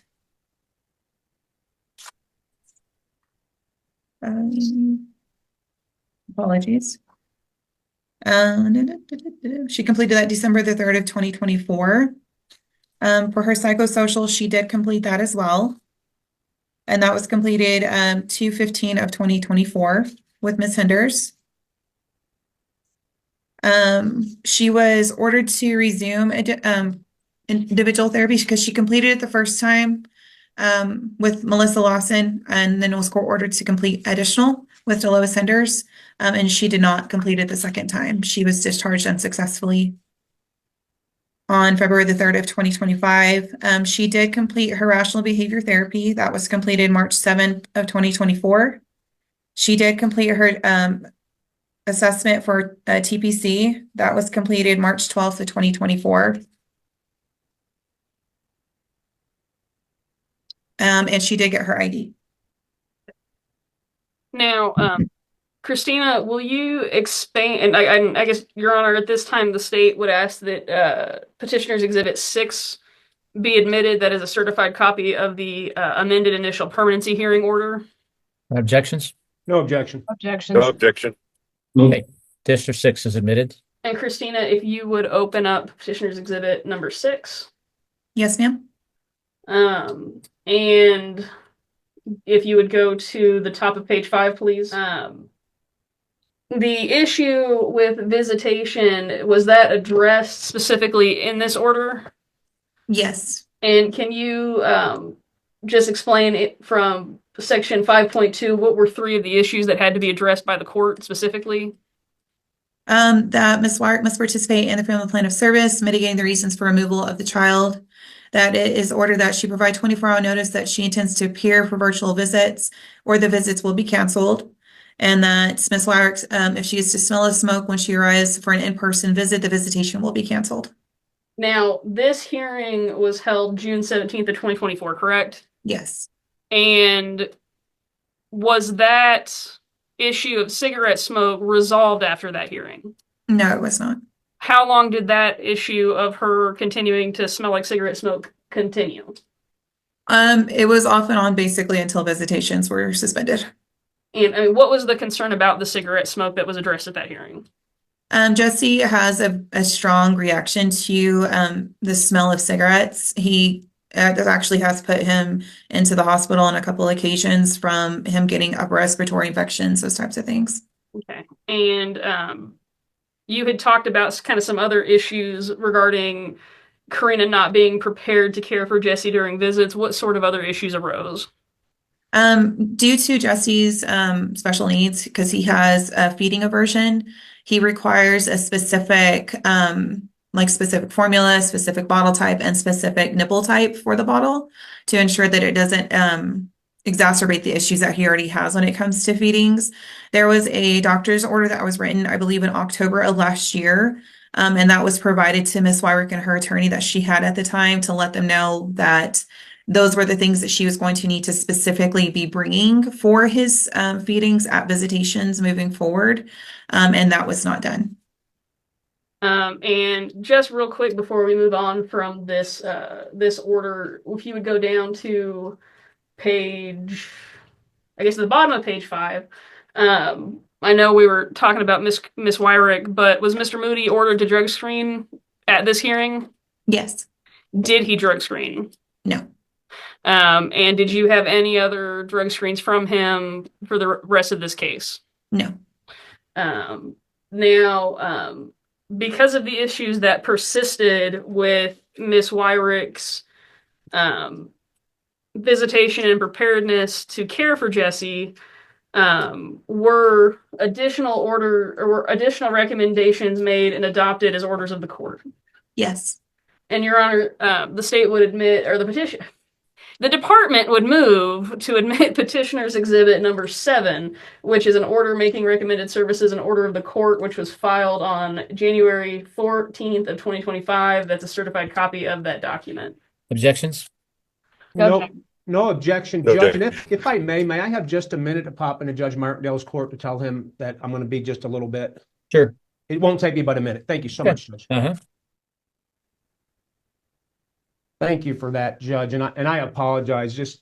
I'm not sure if we're going to get a break in this trial. If we do, my Judge Martindale thing will only take me 10 minutes. But I don't know either. You've got me until this is over. It's up to the Okay. court at this point. All right.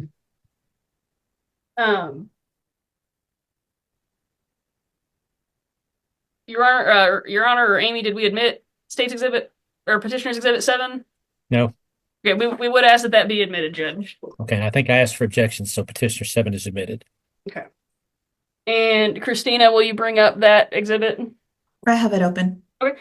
And similar to how we did the family plan of service, will you go through those ordered services and let us know which were completed and which were not completed?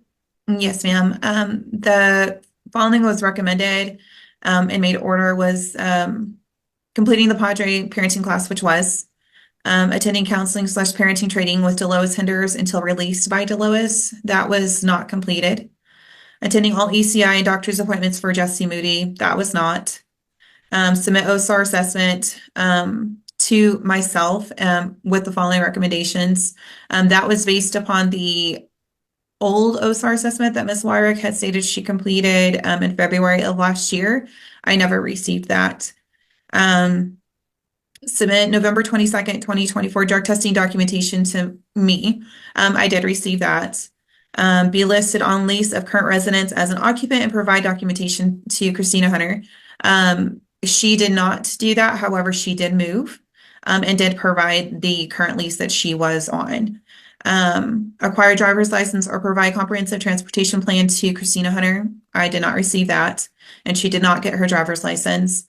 And identify all potential caregivers of the child who shall then undergo a background check and provide a note from their doctor stating that they are capable of caring for the child Jesse's age. I did not receive that. The counseling and parenting training with Delois Hinders, was that in addition to all the previous therapy that had been ordered in the family plan of service? So that was in addition to the therapy that she had already completed with Melissa Lawson. Okay, and she did not complete did she complete any of the sessions with Delois? She attended one, but missed 3, and that's why she was discharged. Okay, and since this these recommendations were made in order of court, have you attempted to work with Karina to have her complete those? Yes. And again, do you believe that working through these services and helping her were reasonable efforts being made to try and reunify her with Jesse? Yes. You had said when we were going through the family plan of service that Karina was good about maintaining contact up until February of this year. When did you lose contact with Karina? So we had the hearing in early February of this year, where her visitation was suspended, and it was made known in court by Mr. Pirtle that Karina was looking to relinquish at that point. Let me ask you, Christina, had she also made those comments to you as well? Yes, she did. Sorry, go ahead. And I was going to say, and did she, after making that statement to you, did she make any attempt to complete any of these other services? No. Did you attempt? So there was a drug screen done in January, correct? Yes. And would you open State's Exhibit number 8?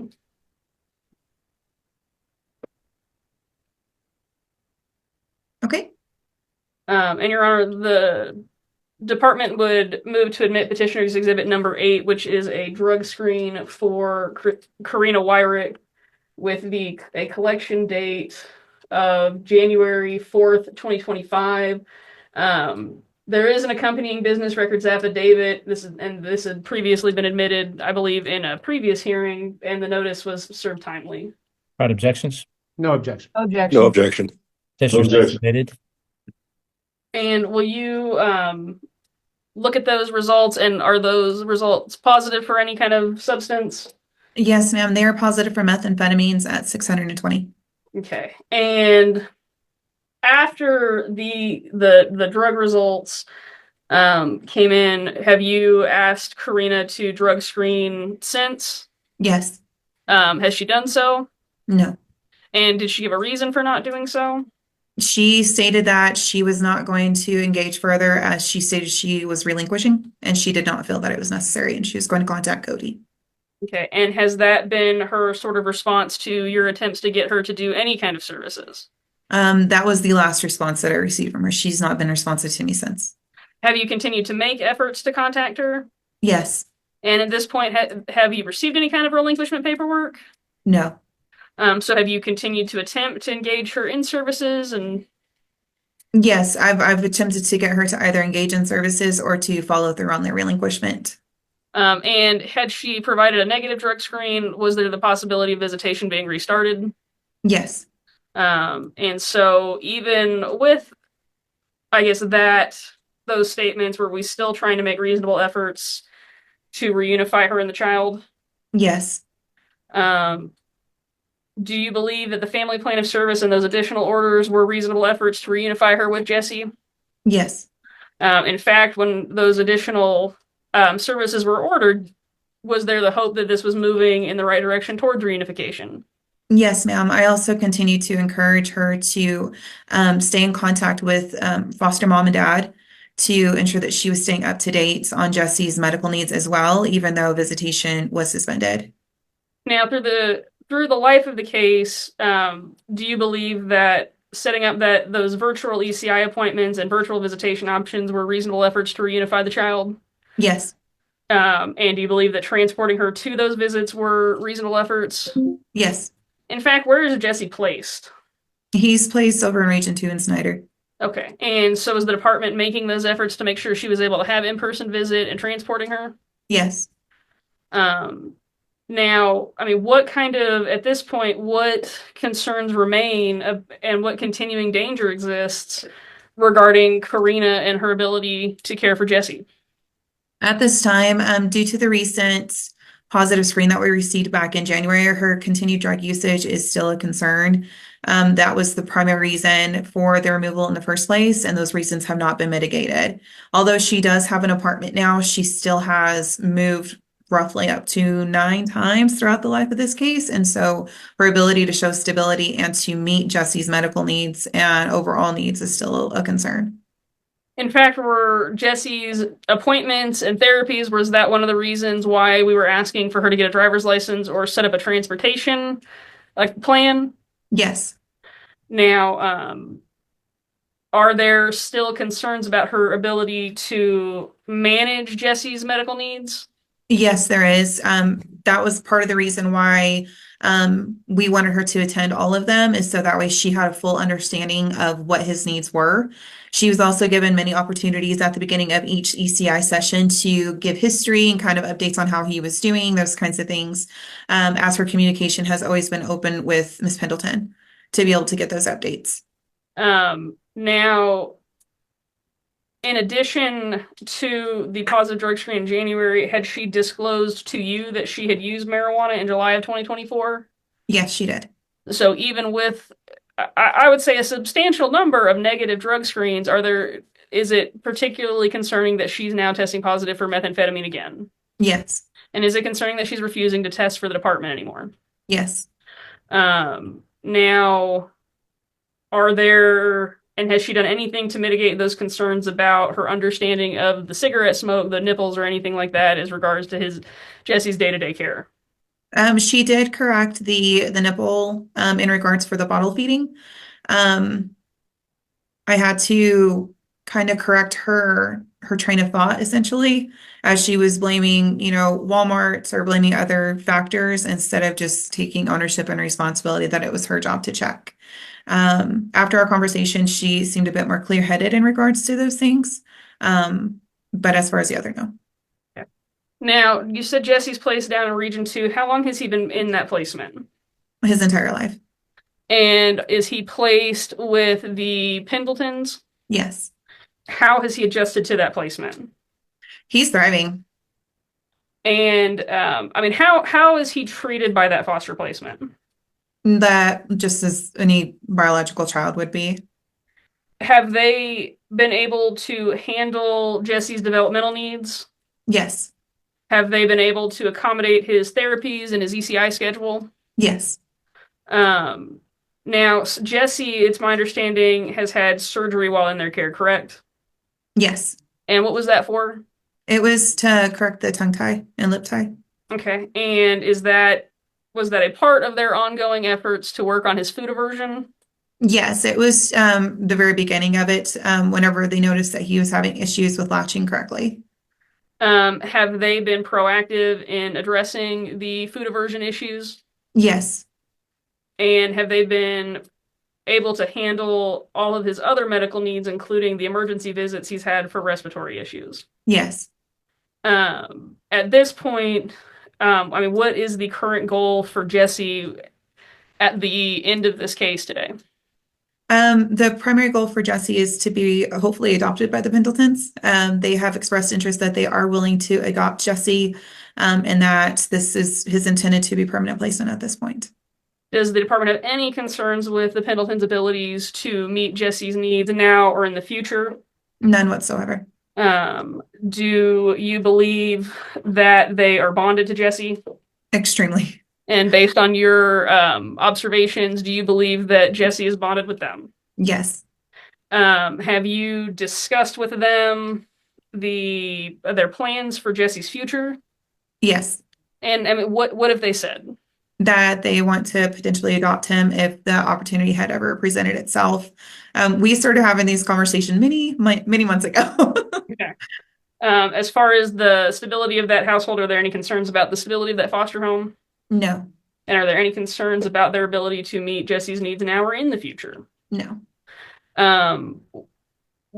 What is the best interest of the child, or your opinion of the best interest of the child at this point in the case, regarding the rights of Karina Wyrick? That they be terminated. And what about the rights of the father, Billy Moody? They also be terminated. Are we also asking that the court terminate the rights of the unknown father at this time? Yes. Why do you believe terminating the rights of his parents is in Jesse's best interest? Due to the fact that Jesse is just barely a year old, a little over a year old, and his parents have not mitigated the reasons for removal for him to be safely reunified with them, nor are there any other fictive kins or relatives that we've been able to locate to potentially place him with either, despite our efforts. Okay. Do you believe it's in the best interest? I'll strike that. As far as Miss Wyrick goes, do you believe that she knowingly placed Jesse in conditions that endangered his physical and emotional well-being? Yes. Do you believe that she engaged in conduct that endangered his physical or emotional well-being? Yes. Do you believe that she's failed to comply with the provisions of a court order that would have allowed her to have the child returned to her care? Yes. Has she continued to use controlled substances in a way that would endanger the child? Yes. And based on the evidence that was presented here today, the medical records and the drug screens and Miss Wyrick's own admissions, do you believe she's been the cause of of Jesse being born addicted to a controlled substance? Yes. That was not legally prescribed? Yes. As far as Mr. Moody, do you believe that he knowingly allowed that child to remain in conditions that endangered his physical or emotional well-being? Yes. And based on the evidence in your experience with Mr. Moody, do you believe he engaged in conduct or knowingly placed the child with people who had engaged in conduct that endangered that child's physical or emotional well-being? Yes. And I believe you'd already testified that you believe he's constructively abandoned the child by his lack of involvement. Do you believe he's failed to comply with the provisions of the court orders that were set out? Yes. And based on the drug results that were completed, do you believe that he's continuing to use a controlled substance? Yes. And again, as you testified, as far as Mr. Moody and the unknown father goes, there's been no response or registration with the paternity registry regarding Jesse, correct? That is correct. And Mr. Moody has been served and generally appeared at the adversary hearing before disengaging with the department, correct? Yes. I will pass the witness, Judge. All right, thank you. Ms. Hunter, you may have answered this before, but was Mr. Moody's service plan, was that a reasonable effort to try to return the child to him? Yes, Your Honor. And has Jesse been in the care of the department for not less than 6 months from today's date? Jesse has been in care well over 12 months of his life. Okay. All right, thank you. Ms. Wildman, are you asking that the court adjudicate Mr. Moody? We keep calling him the father, but he's an alleged father. Are you asking that I adjudicate him for failure to take the paternity test and then terminate him, or do you want me to just terminate him for failure to register with the paternity registry? I don't feel I can do both. I think failure to register with the paternity registry is fine, Judge. Okay. All right. Thank you. Okay, then, Mr. Pirtle, any questions? No questions. Mr. Nowak? I got nothing to work with, Judge. No questions. Uh, Finally, an honest lawyer. Ms. Oscarson, do you have any questions? I do, Your Honor. Okay. Ms. Hunter, you testified that you've been the caseworker throughout the child's entire life. Is that right? Yes. And to be clear, he's been placed with the Pendletons, which is his only placement, correct? Yes. Jesse is involved in feeding and speech therapy, correct? Yes. He's in physical therapy, right? Yes. He's enrolled That's in fixing to be started, I believe. Okay. And he's enrolled in ECI. Mm-hmm. Do you understand he's seeing a nutritionist? Yes. Do you understand that at, 14 months old, he's already had to go to the dentist? Yes. Do you understand that he sees a GI specialist for stomach issues and that he's been prescribed prescription stomach medication? Yes. Do you understand that he's been hospitalized more than once during the pendency of this case? Yes. And throughout all of this, have the Pendletons handled all of these appointments on their own? Yes, they have. Have they taken Jesse to the appointments? Yes, they have. Have they sought out referrals to additional providers to help Jesse? Yes. Have they required the department to provide them with any sort of transportation? No. Have they been very open in their communications with biological mom? Yes. And have they kept the department apprised of all of the things going on with Jesse? Yes. In fact, has Ms. Pendleton provided weekly, if not more frequent updates to you and the department regarding Jesse? Yes. You said you've done this job for about 3 years. Is that normal for foster moms to email you so frequently with all these updates? Whenever we have extra, how do I put this in the most polite way? We have like extra special foster parents who go extremely above and beyond, like Miss Pendleton has. Yes. They're very rare, but they do happen. So would you agree that the Pendletons have gone above and beyond what you see sometimes? Yes. Let's talk some about the smoke allergy. It's not just that the biological mother smokes cigarettes, which is legal behavior, correct? For her, no, because she's not of age. Oh, well, okay. She's 19, right? Yes. And what is the legal smoking age, if you know? I believe it's 21 now. Okay. Despite that, the cigarette smoke affects Jesse differently than it might affect other babies. Do you agree? Unfortunately, I'm not a medical expert, so I can't speak to that. But from what I've seen, he develops like a rash most of the time. It causes him to have breathing issues. He starts having a lot of drainage, those types of things. Did he also have a rash on his face that happened after the visit with mom when she tested positive for meth? To be honest with you, I can't recall. He's had a rash several times. I honestly can't recall which time it was. Would you agree with me that Mr. and Mrs. Pendleton know more about this child and his physical health and emotional development than any other person? I would agree. And no insult to you, but even you as his caseworker. That is correct, yes.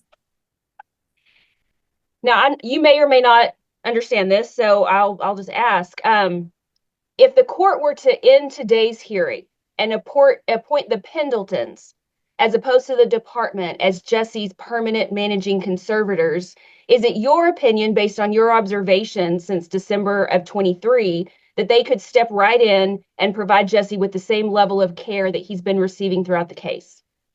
I believe his continuity care would continue, yes. Because everything you've seen has demonstrated that they are ready, willing, and able to care for him and help him thrive. Is that fair to say? Yes. Pass the witness. All right, thank you. Ms. Hunter, can you think of anything that the department could do for the Pendletons by remaining as permanent managing conservator, or are you comfortable that they are ready to step in and become the joint managing conservators themselves? At this point, Your Honor, we can just be able to assist in getting them through the adoption process as quickly as possible. But outside of that, no. Okay. All right. Thank you. All right. Let's see. Ms. Naranjo, you have any questions? Just briefly, Your Honor. Ms. Hunter, what efforts has the department made to locate any relatives or fictive kin?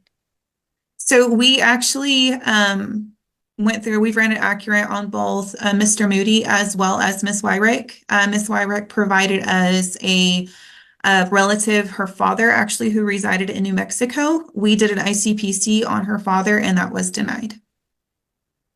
And no other relatives could be located? We were able to locate Mr. Moody's biological mom. However, without the paternity being determined, we were not able to say whether or not that was actually his family or not, unfortunately. And no relatives or fictive kin have reached out to the department? No. I'll pass the witness. All right. Anyone have further questions for Ms. Hunter? I do, Your All right, Honor. then. I'm sorry, Mr. Jackson. Questions? Just briefly, ma'am, you'd had an occasion to visit with Miss Wyrick, the mother. Did she claim to you during your periods of visitation with her, that Billy Moody was the father? Did she claim that Billy was the father? Yes, ma'am. Yes. Was she adamant that Billy was the father? Yes. And did you ever have whenever you met with Billy, did he ever admit to you that he was the father? Yes. On June the 17th, 2024, the court had ordered Mr. Moody to appear by 4 p.m. that day to do a paternity test. Was he aware of that? Yes. And did he appear for that paternity test? No. Okay. You had in your earlier testimony, you had said that Ms. Wyrick had offered to relinquish her rights. Did Mr. Moody ever offer to relinquish his rights? No. Okay. As far as the best interest is concerned, I know that the judge has already asked this question, but for the record, do you believe it'd be in the best interest to find Billy Moody as the father of this child? Yes. And would it be in the best interest of this child to terminate the rights of Billy Moody based on his inability or refusal to take a paternity test? Yes. Okay, no further questions, Your Honor. Okay, so I got one wanting me to do it under the paternity registry search and one wanting me to find him the father and terminate him. I'm going to go with the easier option. Okay. And I do have one follow-up for Ms. Hunter. All right, quickly. And Ms. Hunter, are you, and I know that this has been discussed, but at this point, is the department asking to be named permanent managing conservator of Jesse at this time? Yes. And is that so that we can ensure that what needs to be done to facilitate that adoption does get completed? Yes. I'll pass the witness, Judge. All right, anyone else?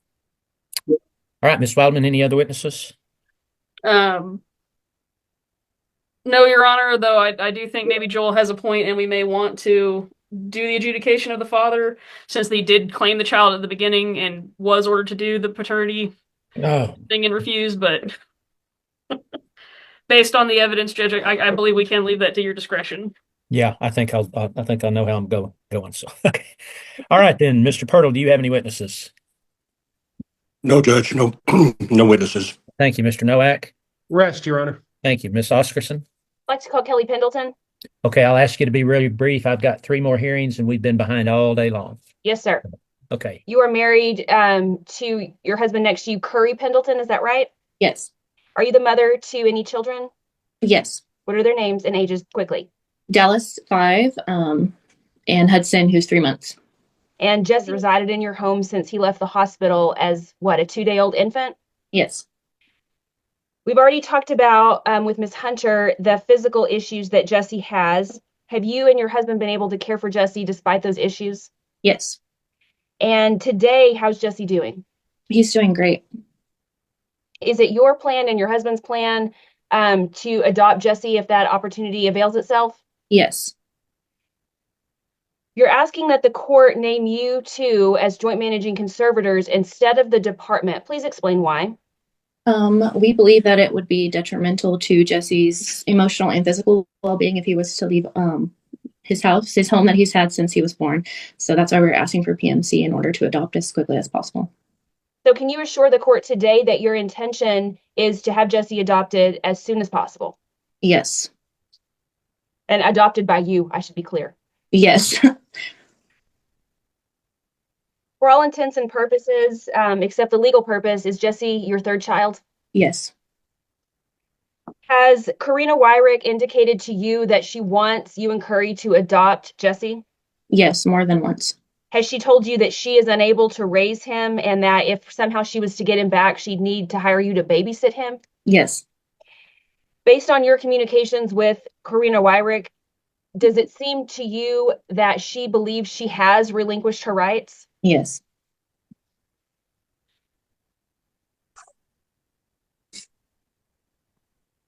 That's the witness. All right. Anyone else have questions for Ms. Pendleton? No, Your Honor. Okay. No questions. All right. No questions. Okay. Ms. Naranjo, did you have any witnesses? No witnesses, Your Honor. Mr. Jackson? No witnesses. Rest, Your Honor.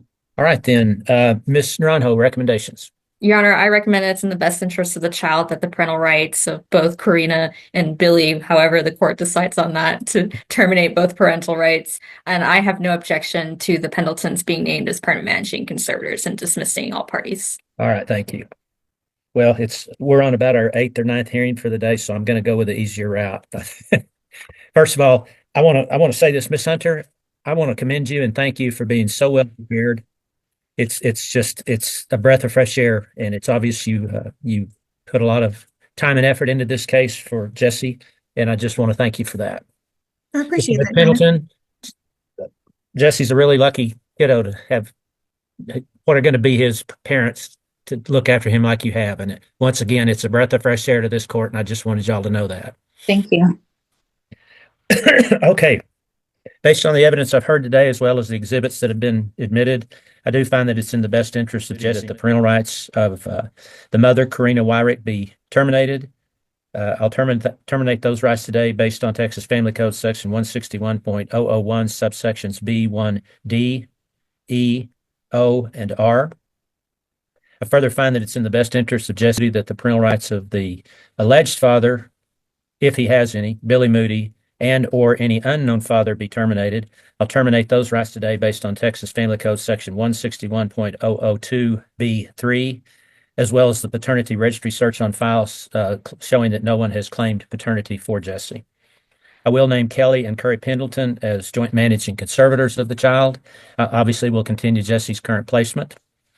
All other court-appointed relationships will be dismissed after all appellate and de novo periods have expired. Mr. Pirtle, Mr. Nowak, if either of you talk to your clients, explain to them their appellate and de novo rights. Okay, since we have a final resolution in this case, there'll be no further hearings set. As I always tell parties, I'm sure you're going to be happy not to have to see me anymore. So congratulations to you, Mr. and Ms. Pendleton. Thank you. All right, we will stand in recess on this case. I'll be back here in Ms. about 5 Wildman minutes is with us to for the call department. another- Mr. Ingram's with us representing the child. Ms. Gomez is filling in for Mr. Jackson, representing the mother, Ms. Hobble or Hable. She is not with us, and I'll get to that in a minute. Mr. Michelson is with us representing the father, Mr. Armstrong, who is with us. As I said, she is not with us. We can proceed with Ms. Gomez. Ms. Gomez, I don't know how much time you really had to talk with mother or prepare for this hearing. I've reviewed the final permanency report to the court, so I know what's going on today. I have not had an opportunity to talk with mom. It's my understanding that she was given my contact information, though. So, I think we can proceed today. That's what I'd like to do. Well, what I intend to do, if she shows up, I'm going to ask her if she's comfortable. Mr. Jackson's been out with medical issues. He's recuperating. I don't know exactly how long that may be. So if she shows up, just so everyone knows, I'm going to ask her if she's comfortable going forward with Ms. Gomez as a substitute attorney. If she says she's not, I'm going to recess again so that we can try to get her with Mr. Jackson. From what I've read, she may or may not show up anyway. So we'll go ahead and proceed with that in mind. And I'm going to just tell everybody up front, I may receive a couple of phone calls that I have to take. So if I abruptly ask for a quick break, that's why it's going to be. So I apologize in advance for that. Okay. I don't have anyone in the waiting room right now. My notes showed that Ms. Wildman, you had finished your direct examination of Ms. McIntyre. So that's what I recall. That's correct. So we'll pick up with any cross-examination with Mrs. McIntyre And if I see Miss Hubble come into the waiting room, I'll immediately intercede and we'll break and I'll ask her those questions that we talked about. So, all right then. Ms. McIntyre, if you'd unmute, please. Thank you, ma'am. You swear the testimony you give will be the truth, the whole truth, and nothing but the truth. I do. All right, I'll kind of take these out of order, Ms. Gomez, to let you try and, since you're new to this game, maybe the questions some of the attorneys that were with us earlier asked might help you. So, Mr. Michelson, do you have any questions for Ms. McIntyre? I think maybe one or two just to clear up the previous testimony. Okay. Ms. McIntyre, were there any charges ever filed against Mr. Armstrong? Only the ones that he's currently on probation for. Other than that, there has not been anything reported to me. Okay. Pass the witness, Your Honor. All right. Mr. Ingram? No questions. All right. Well, Ms. Gomez, I didn't give you a lot of help there, did I? Do you have questions? Tasia,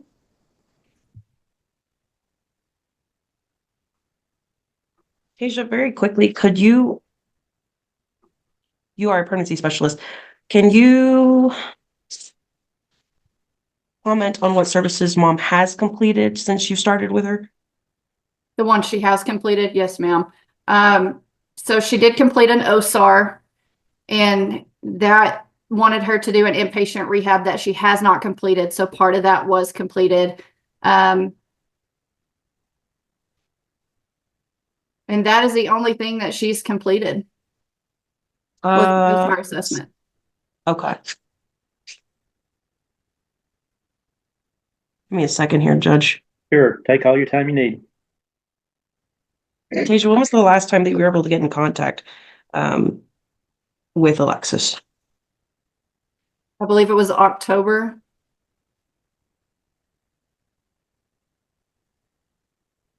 And at that time, were there any additional causes for concern, or is it simply that she just wasn't working the services?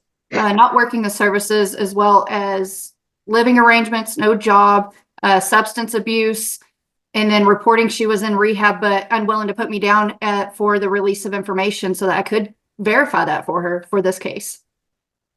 So it's possible, she hasn't verified with you, but it's possible that she did begin to attend an outpatient or inpatient rehab based on what she was saying.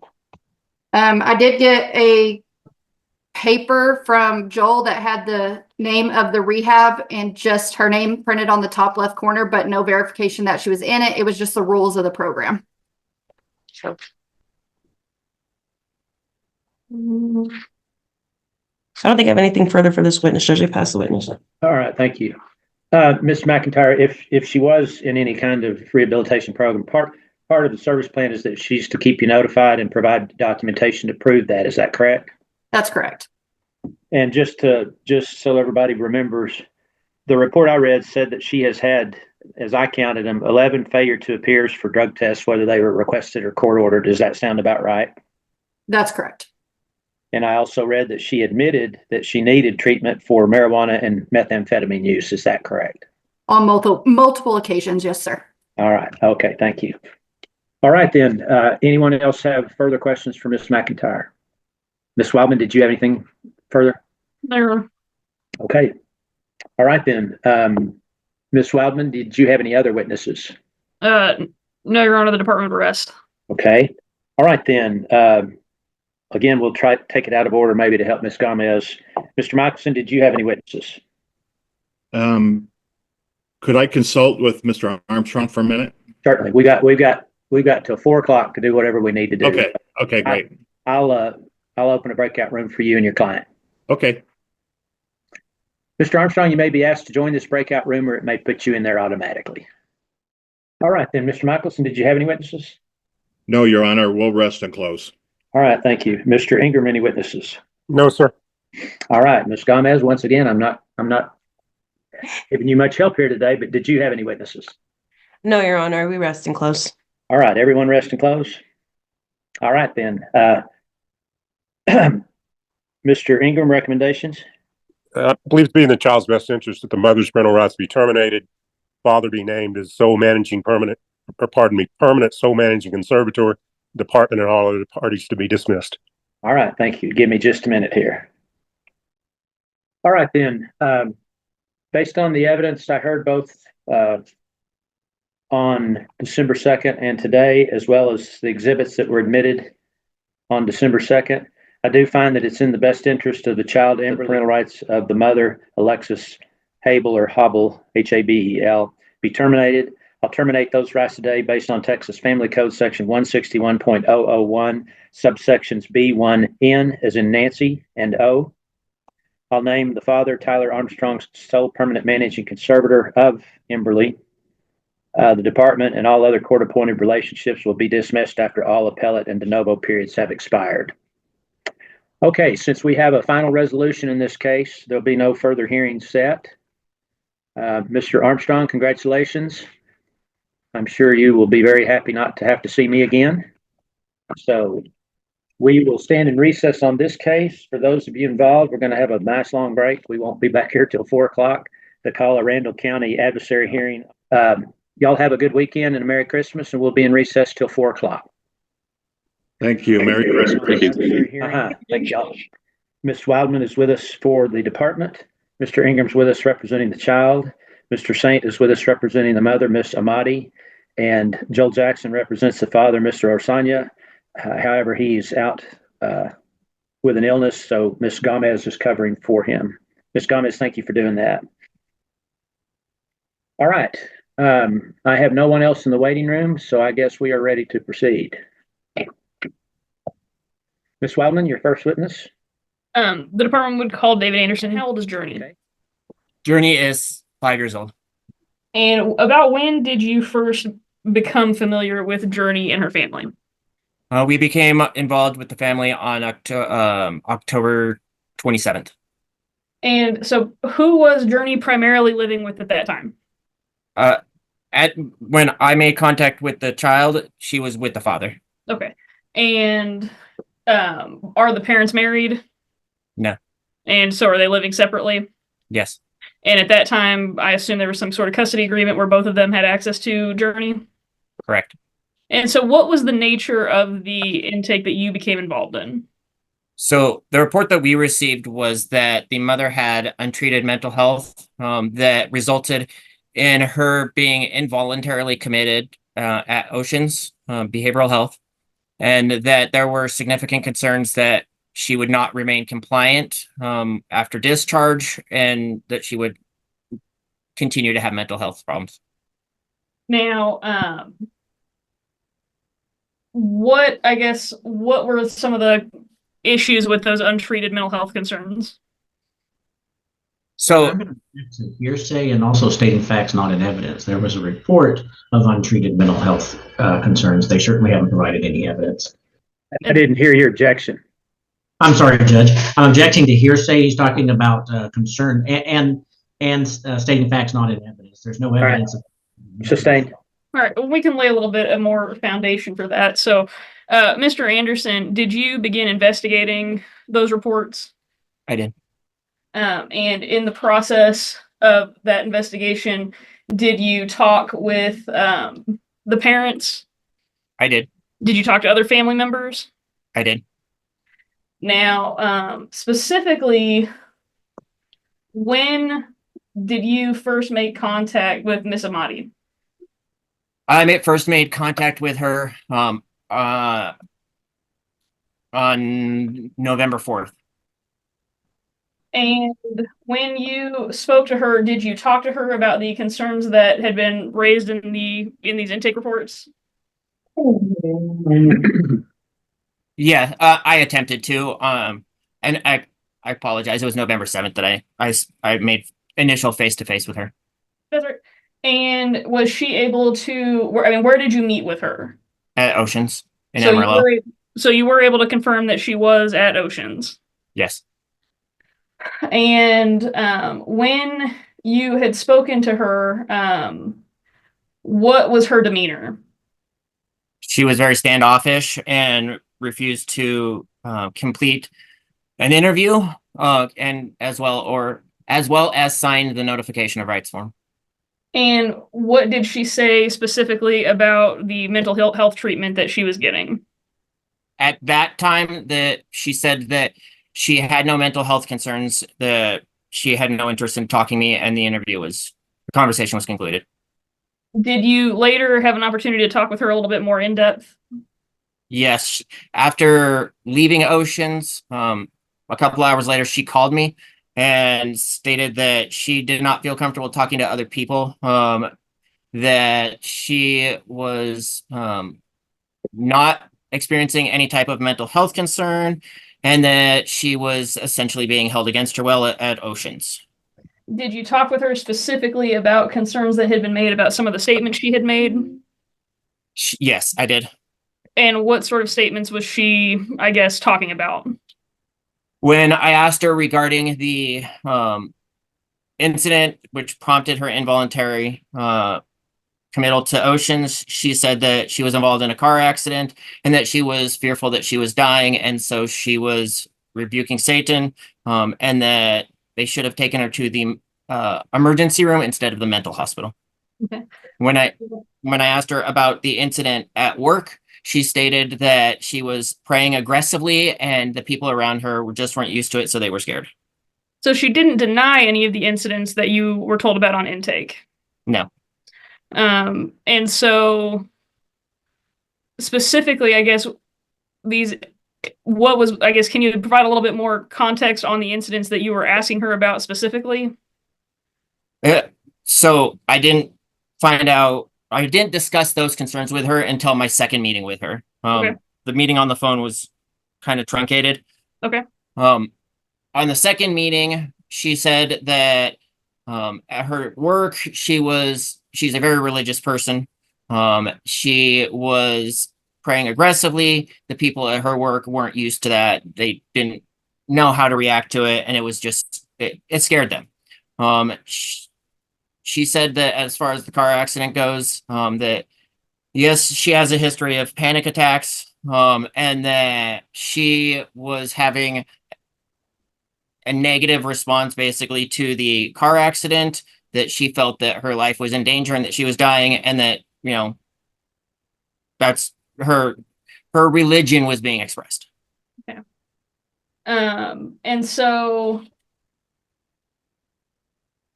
when you talk to her a little bit more about, I guess, the mental health side of things, what was her response to continuing treatment?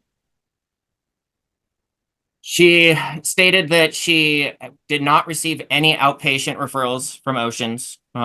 She did not receive any discharge paperwork that had any type of referrals on it. When asked who she was planning on continuing to get her mental health treatment from, she stated her counselor. I clarified that a counselor can't really prescribe mental health medication, so how was she planning to continue her medication? At which point she said that she would be getting it through her PCP, her primary care physician. And I requested from her at that point that she complete a psychiatric evaluation. Now, did you talk to her about whether or not she was prescribed any medication when she was at Oceans? She did say that she was prescribed Cordiff, Risperdal, when she was at Oceans and being discharged. Okay. And did you ask her why they would have done that if she didn't have any issues? She felt that they were not treating her appropriately, and that they were basically essentially making things up. Now, did she ever show you any proof that she did a psychological evaluation? So she was referred to TPC. When I contacted TPC, they had stated that they had made multiple attempts to face with her.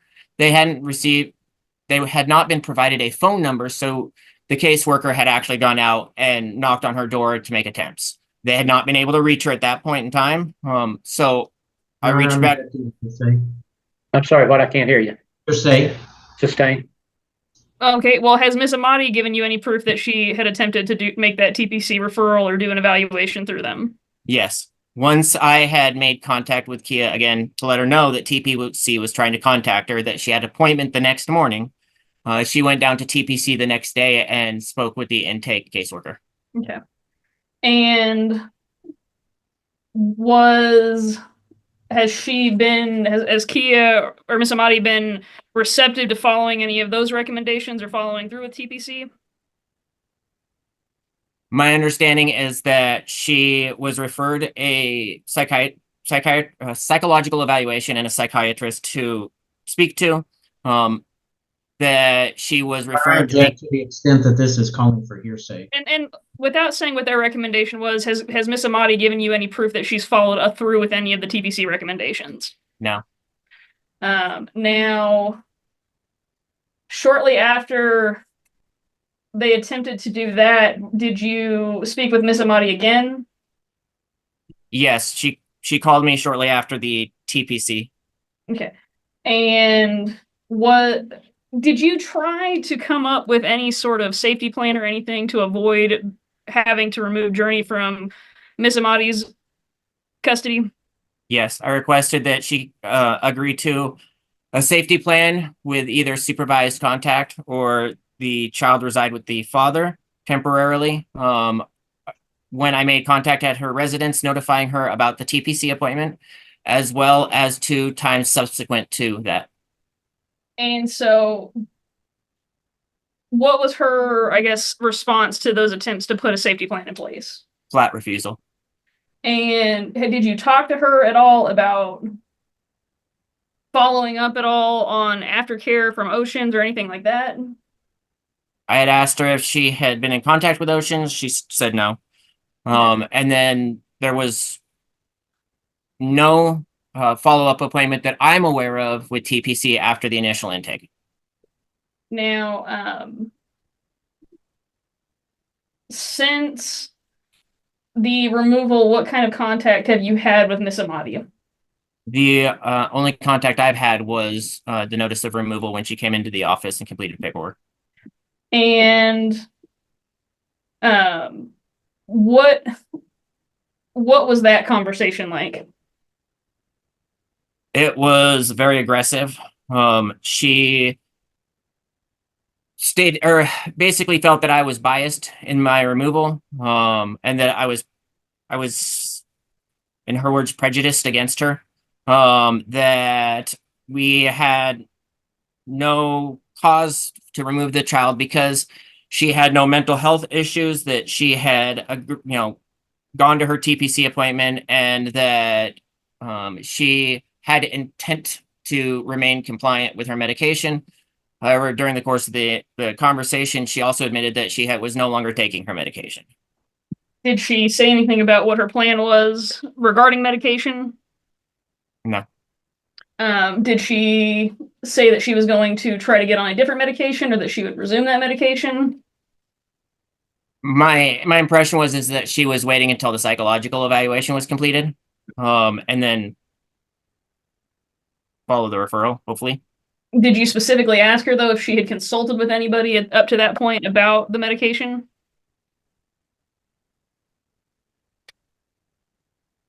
No, I don't recall her saying that she, there was no physician that told her in order to stop taking it. She stated that it was causing a muscle spasm, and so she just stopped taking it. Okay. And so from your understanding, she did not consult with anybody before stopping that medication? Correct. All right. Now, what are the concerns about the danger to Journey's physical health and safety? The concerns that the department has is that she has demonstrated a track record of not being compliant with medication. Prior to our case, she had admitted that she had not continued her anxiety medication, that multiple mental health professionals had expressed concerns that she had not or would not be continuing her medication. Objection, hearsay. Sustained. And Well, and let's clarify, she had since that one of the concerns is that regardless of what the mental health people may have said, that she had been required to get mental health treatment, correct? Correct. And she had not followed up on her aftercare instructions, correct? Correct. Have you had a chance to talk with Mr. Orsanya about this case? I have. And had he expressed concerns? He had. What kind of concerns had he expressed? Objection, hearsay. And Overruled. He's a party.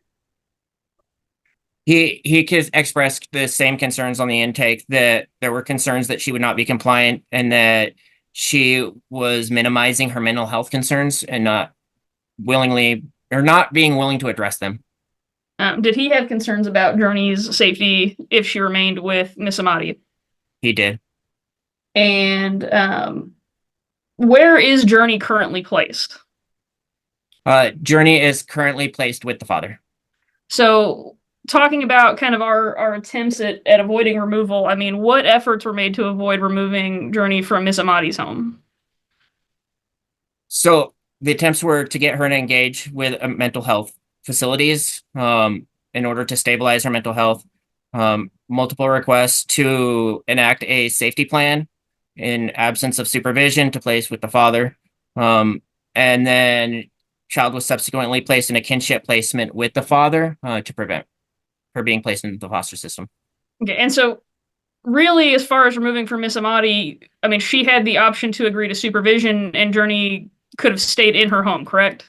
Yes. And as far as placing with the father, is that the least restrictive option that we have at this point? Yes. And is Miss Amati has a temporary visitation order been established at this point? Yes. And so at this point, do you believe, I guess at the time of the removal, do you believe that there was an immediate danger and an urgent need to protect and remove the child? I do. And do you believe that at the time of the removal, there was no time consistent with those circumstances for us to have this adversary before that? I do. And at this point, is the recommendation of the department going to be joint managing conservatorship with David Orsanya? Yes. And then having Miss Amati as a temporary possessory conservator? Correct. And as far as attempts to reunify since the removal, is placing with the father an attempt to try and reunify the family? Yes. And is setting up that visitation with Miss Amati an attempt to reunify the family? Yes. And having JMC with the family, with the father, and having Miss Amati work services, are those going to be future efforts the department intends to take? Yes. Pass the witness, Judge. All right. Mr. Anderson, I don't believe you were asked, but I take it from your testimony you're a CPS investigator, correct? I am, Your Honor. Okay. All right. Now, I thought I heard you testify that the safety plan that Miss Amati refused was to temporarily place the child with the father. Is that correct? That I had asked her to be supervised initially, and when she refused, I offered the child to reside with the father as an alternative to the safety plan, if she was unwilling to do that, and she refused both. Okay. Who was going to supervise her? Was it going to be father? That would be a conversation that her and I would have if she was willing to do that, so that I could run background checks on potential people that she would be willing to allow supervise. Okay, so she cut it off before you got to talk about who would supervise. Is that correct? Yes, Your Honor. Okay, all right, thank you. All right then, Mr. Saint, do you have questions?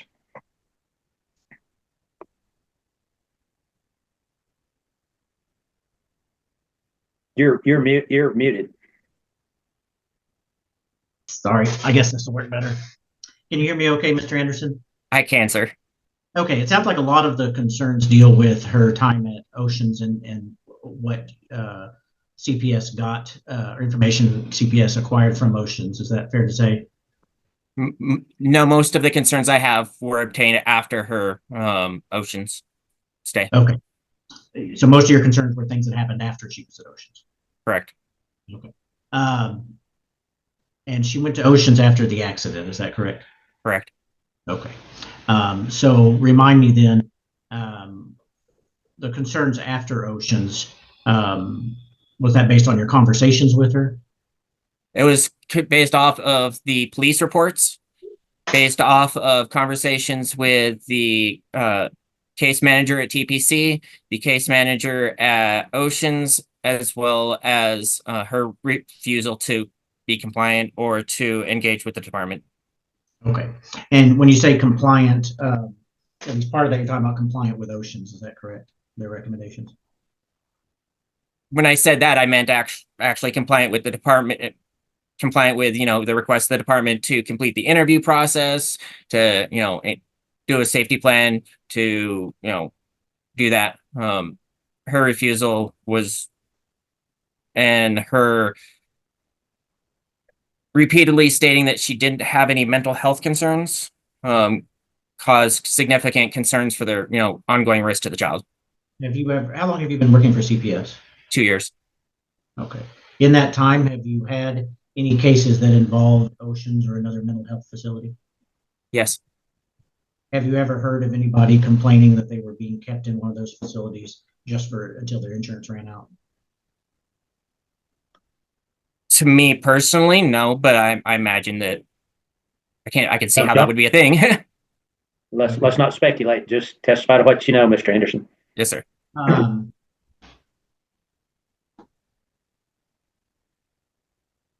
Now, if you testified that she said that she did not feel like Oceans was treating her properly. Is that correct?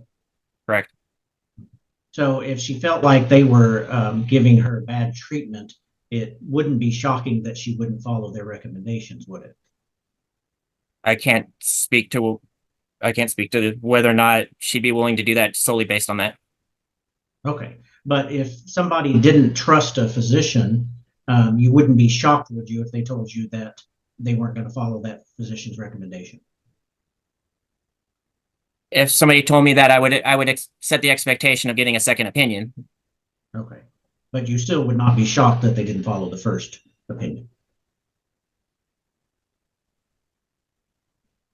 I mean, anything would be possible. I mean, I've had people follow it and people not follow it, even though they're unhappy. Well, I didn't say unhappy.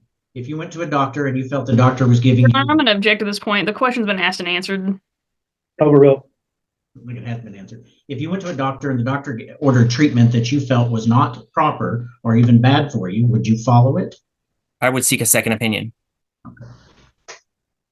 Before you would follow that course of action, before whatever the first doctor recommended, you get a second opinion first.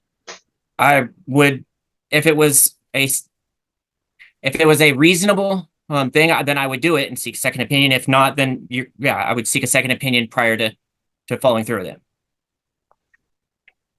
Now, there are ways without medication of treating mental health concerns. Is that correct? I am not a physician, and so I can't speak to that. Okay. Are you aware that Ms. Amati is a licensed professional counselor? I am. Did you talk to her employer?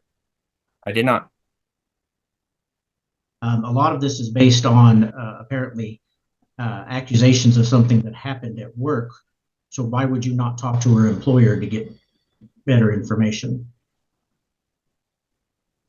So Kia did not deny that the incident at work had happened, and generally I make an effort not to have a negative impact on people's jobs if I can prevent it. If I can get information from a alternative source without having to affect their jobs, then I'm always much more inclined to do that. I don't like damaging people's livelihoods. But Kia gave a very different explanation of what happened than what was reported, correct? Correct. And I didn't press her on that as far as her work goes. And when I spoke to her, that wasn't a significant concern of mine. Would it surprise you if her supervisor and the director of the facility? Your Honor, I'm going to object to any kind of hearsay statements from anybody else involved if they're not going to testify at this hearing. Sustained.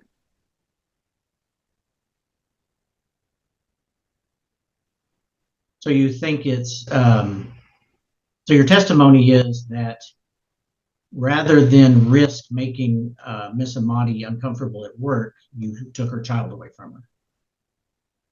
So I had the police reports, the statements that the officer obtained from her in the police reports, as well as the I'm going to statements from her. object as argumentative to that question.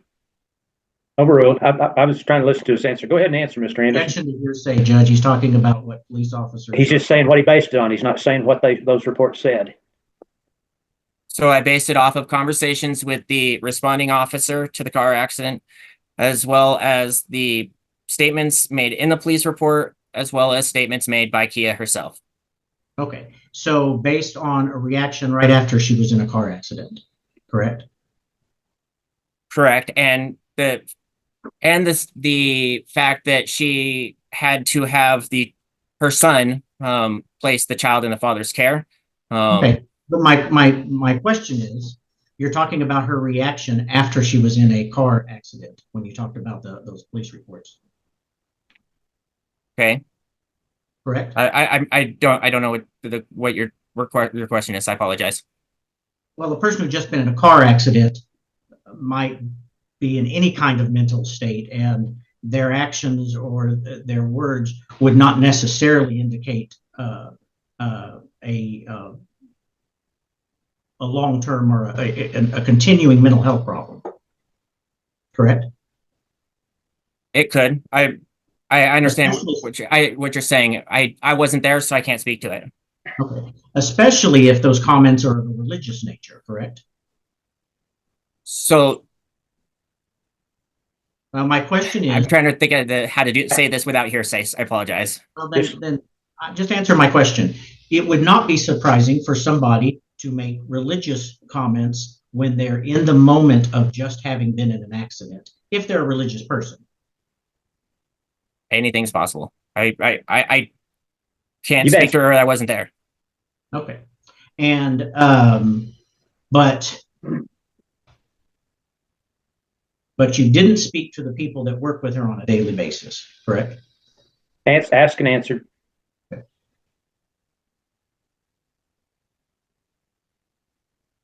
Did you speak to anybody at the emergency room? No.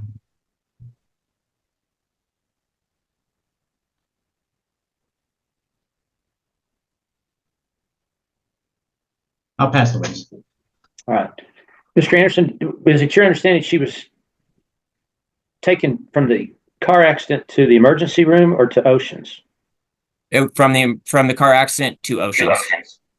Okay, somebody just mentioned an emergency room. Oceans doesn't have an emergency room, do they? No. Okay.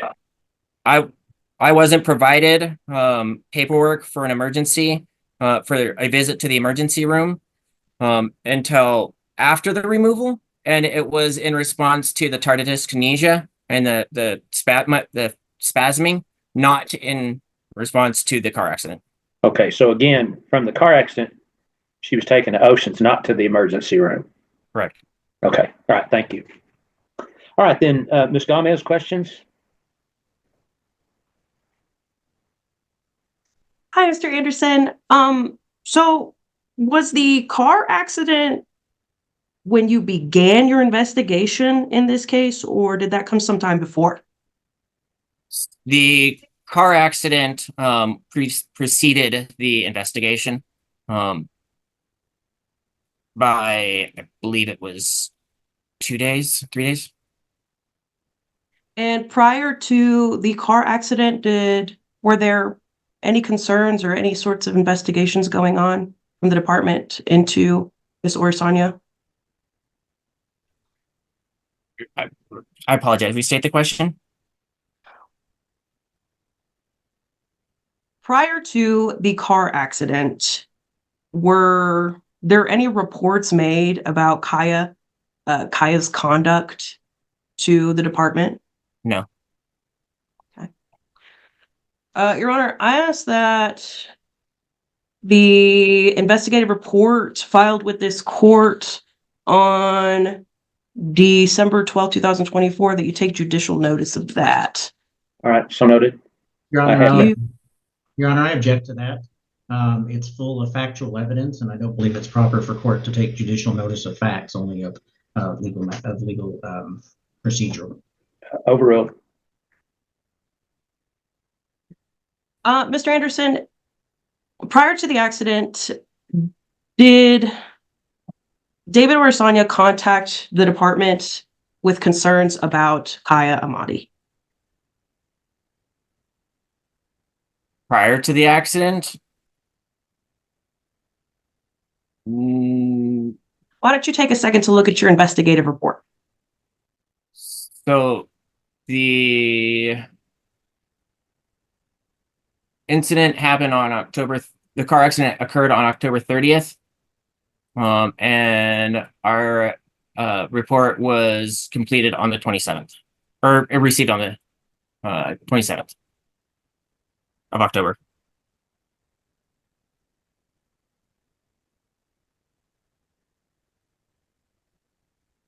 Did you receive a report that Kaya was expressing that she needed to pray over Journey because the child was under demonic attack, and that someone had put a hex on her? Yes. And did you ask Kaya Amadi about that? She did not address that. She was not willing to discuss it. Why did she tell you why she believed that there were demonic attacks going on with the child? Again, when I had tried to talk to her regarding that, it was not something that she was willing to discuss.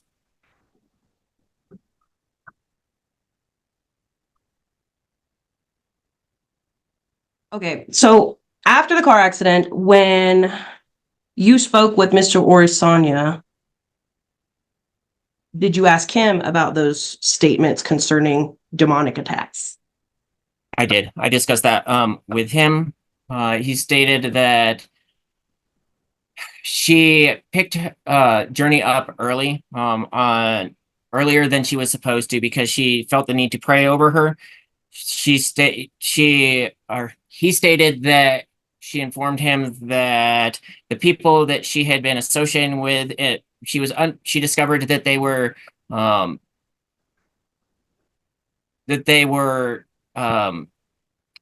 affiliated with demonic practices, and that they had placed a hex on her child, and that she needed to pray over him, or try to pray over her. She also told David that he should be aware of people at his work, because they are also engaging in demonic practices. To clarify, people at David's work are engaging in demonic practices. Correct. Okay. And did she make any more ominous statements concerning when she picked the child up that you recall? I'm sorry. Yeah, go ahead. David stated that when she picked him up, she was sitting in her car. She looked at him with a totally blank expression and said, God told me it's time to tell you, or God told me to tell you that it's time. She wouldn't clarify what.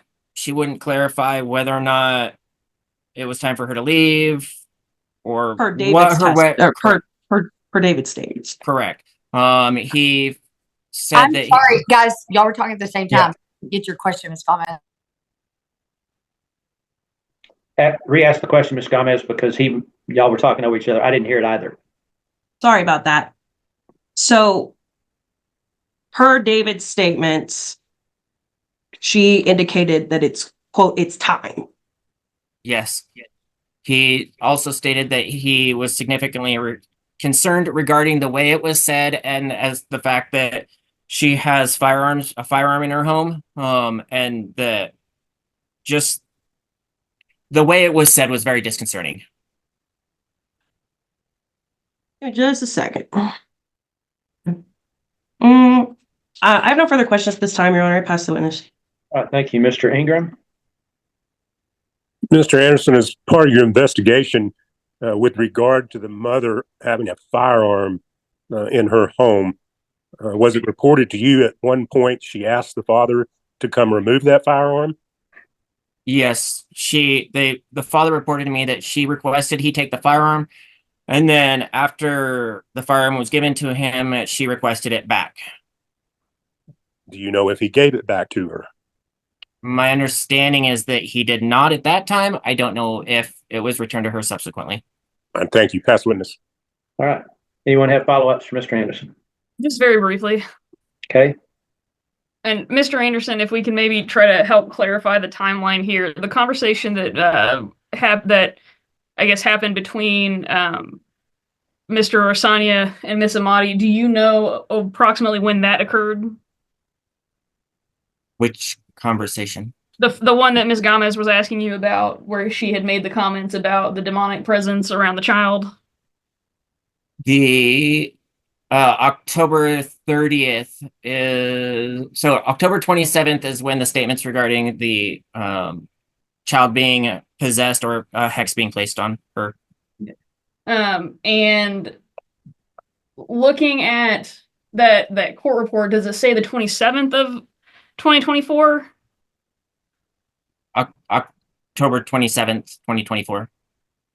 Okay, and so do you know when the car accident happened? October 30th. So all of those statements would have come before the car accident.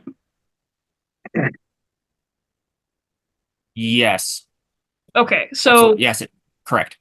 So she's making all of these demonic comments before any sort of trauma could have happened from a car accident, right?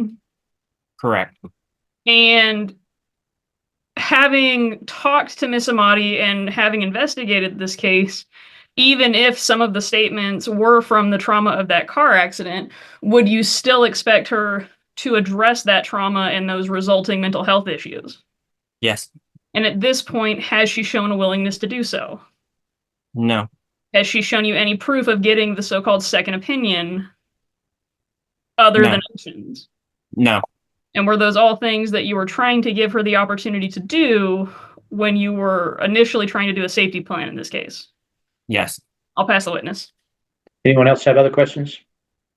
No, Judge, but Judge, I'm sorry. Can I have a 30-second break? I locked my wife out of the house. Yeah, certainly. Thank you for saving my life. Maybe you'll get to stay in the house tonight. I was going to say, if it was longer than 30 seconds, please call for help. Thank you, Judge. All right. Any other questions? No, Judge. No one else? Okay. Mr. Anderson, did Miss Samadi discuss the car wreck with you? I've read the report. I've heard about a car wreck, but did she actually discuss how the car wreck occurred with you?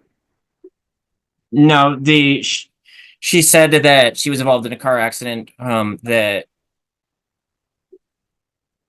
from the car accident, they basically kidnapped her and held her against her will at Oceans. That was the version of events that was portrayed to me, but the specifics of it were not. All right. Thank you. Okay, then, if nobody has further questions for Mr. Anderson, Ms. Wildman, did you have any other witnesses? No, Your Honor. I think the department rests. Okay. All right. Mr. Buck, hang on a minute. I've got to take this phone call real quick. I'll be right back. I apologize. Okay. I apologize for the interruption. I might possibly have another one, and I apologize in advance if I do. So, all right, then, Ms. Gomez, did I ask you if you had any witnesses? I do not have any witnesses, Your Honor. Thank you. Mr. Ingram, any witnesses? No, sir. All right. So everyone rest and close? Judge, I'm sorry you did not ask me. Oh, I didn't. Okay. Mr. Saint, did you have witnesses? Yes, I'd like to call Miss Amati. Okay. Miss Amati, if you'd unmute, please. Mr. Saint? Thank you. Miss Amati, you are Journey's mother, is that correct? That's correct. Okay. And can you tell the judge just quickly your educational background? Yes, I'm a licensed professional counselor associate. Okay. And what kind of degrees do you have to do that? You have to have a master's. Okay. And you have a master's degree? Yes. Which I assume means you also have a bachelor's degree. Yes, that's correct.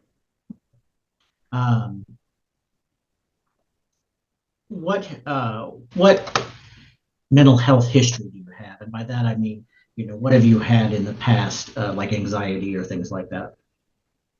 Anxiety with panic attacks. Okay.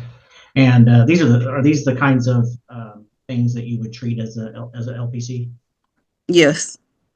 So you're familiar with the treatments for these type of issues? Yes, very familiar. And in general, do you prefer not to take medication? Yes, that's correct. Could you let the judge know briefly why that is? Yes, because over the years I've taken panic and anxiety medication, and the last time that I was actually on medication was in 2022, and I did see Catherine McNeil. She was my psychiatrist at the time. They don't release information unless it goes to another actual psychiatrist. And the reason why a lot of the times that I would want to get off of it is because of the adverse effects and reactions that I get from the medication. But I haven't been on prescribed medication since 2022. So you've seen psychiatrists before. What about other kinds of therapists? I'm sorry? What about other kinds of therapists? Yes, I was currently seeing a therapist this year. Okay.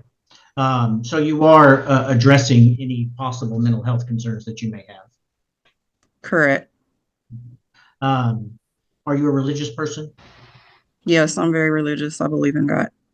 Okay. So let's talk about, first of all, let's talk about David. Were y'all married? We were married. Okay. So David is your ex-husband, and is there a custody order in place regarding Journey? Yes, there is. Okay. And who had the primary custody of Journey? I did.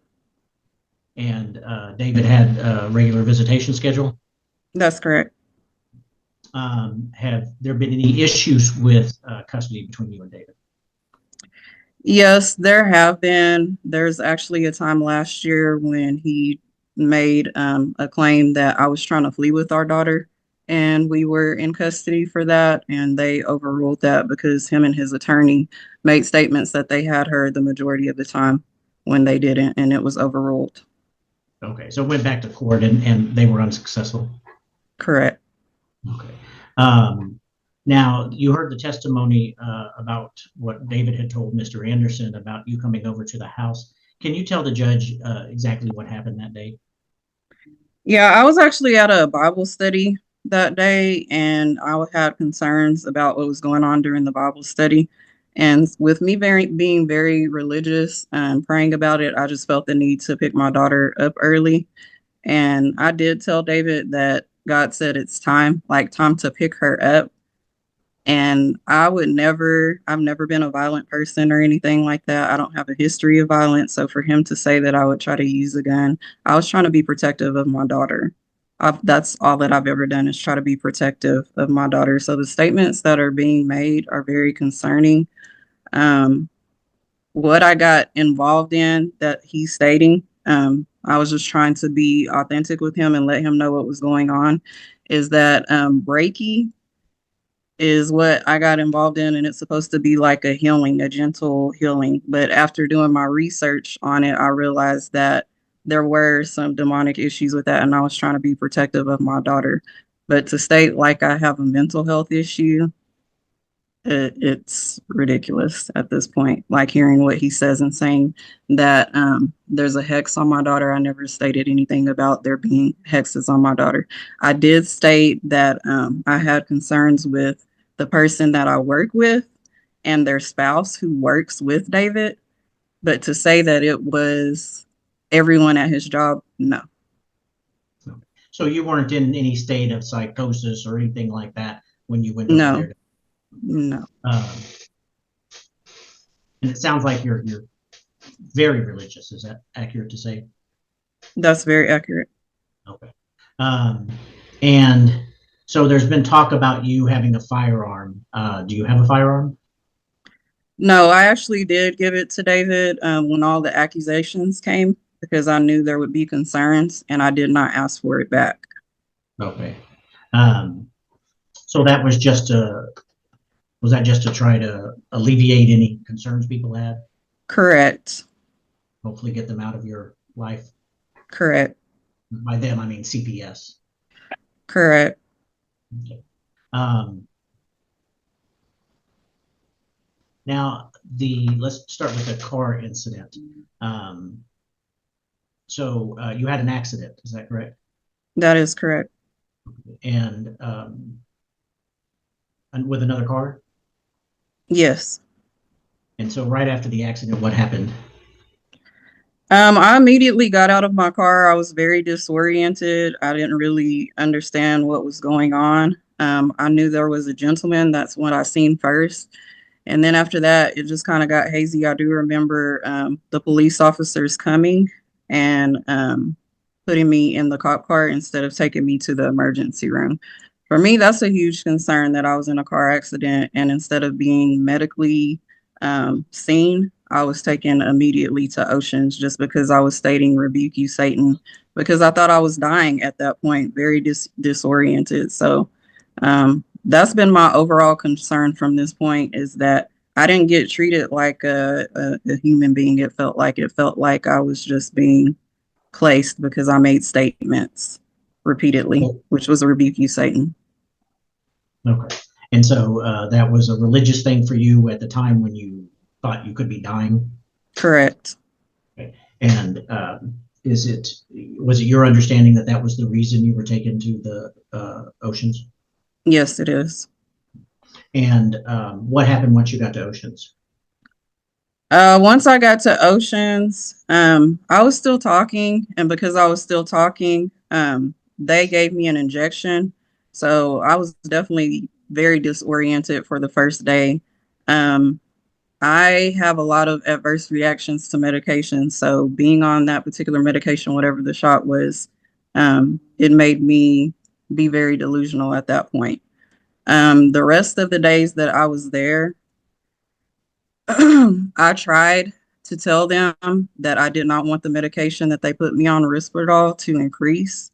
And they kept trying to increase that medication. I wrote 3 separate notes and told the nurse practitioner that I did not want to increase the medication that I was on. And instead of listening to me, they tried to add Depakote on top of that. Tried to increase the Risperdal from 0.5 milligrams to 2 milligrams when I stated to them that it was making me very sleepy and very tired.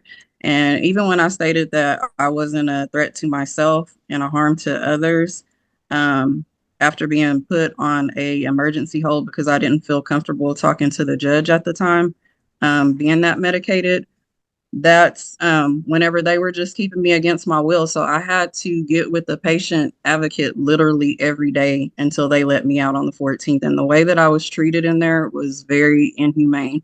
Like, I would not wish that on anyone. I was treated, very inhumane. And you said you didn't want to talk at the hearing in front of the judge at that hearing because you were on the medication? Yeah, I was heavily medicated, and honestly, I just felt like showing that I'm not a harm to myself or others would have been enough, but I didn't realize at the time that I needed to state, that I'm not suicidal, that I'm not a harm to myself. I've never been suicidal or anything like that. So to look at all these claims on this, being the religious person that I am, making statements that I'm suicidal by someone I'm not even close to, all the family members who made these statements, I'm not in a good relationship with, which, me and his dad, we can co-parent well, but as far as when it comes to Journey, there's always going to be an issue there. He's always going to try to, make it to where if he can get custody of her, he will. During all this time, did you ever tell anybody you had thoughts of suicide? No. And I don't have that in my medical history either. I've always been as proactive as I can about my mental health. Okay. And what do your religious beliefs tell you about suicide? Not to kill yourself.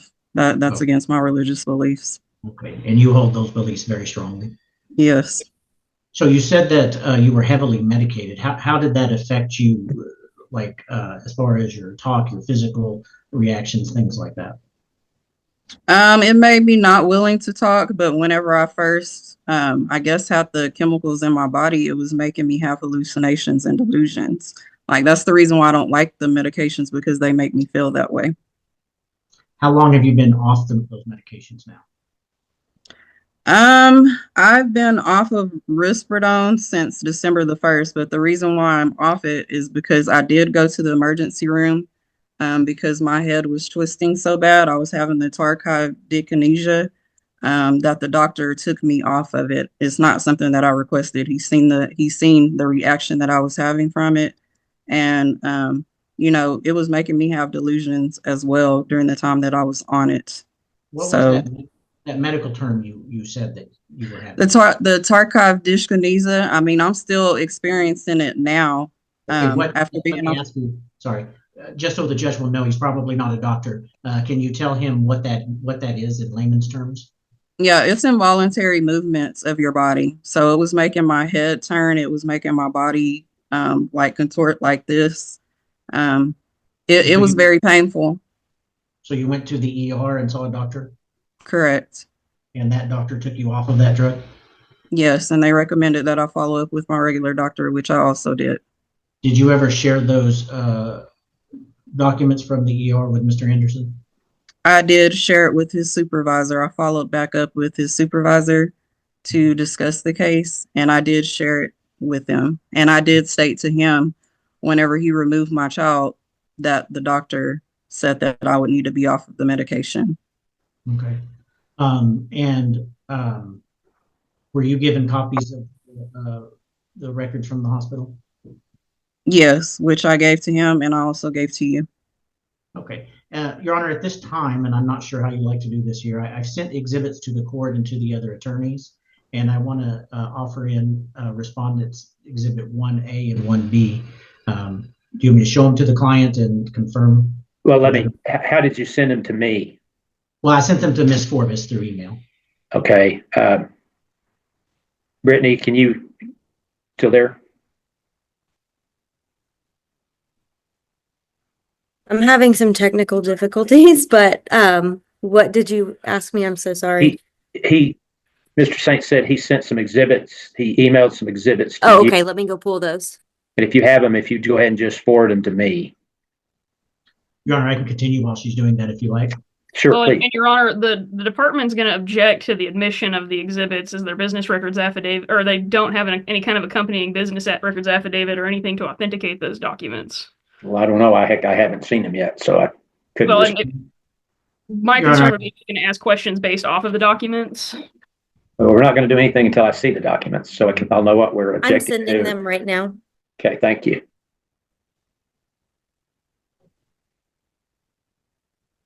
All right, it takes a minute for my program to authenticate them before they'll let me even open them, so we're going to have to wait a minute. Okay. You may continue with my questioning, Judge?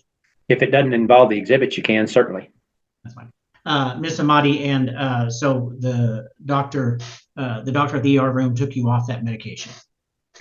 Yes, that's correct. And I did also tell David Anderson about that. And there's a lot of statements that he made that are definitely untrue about as far as like the safety plan. He only asked me one time. Okay, Ms. Amati, you're starting to just testify randomly. You need to just let him ask you questions. Okay.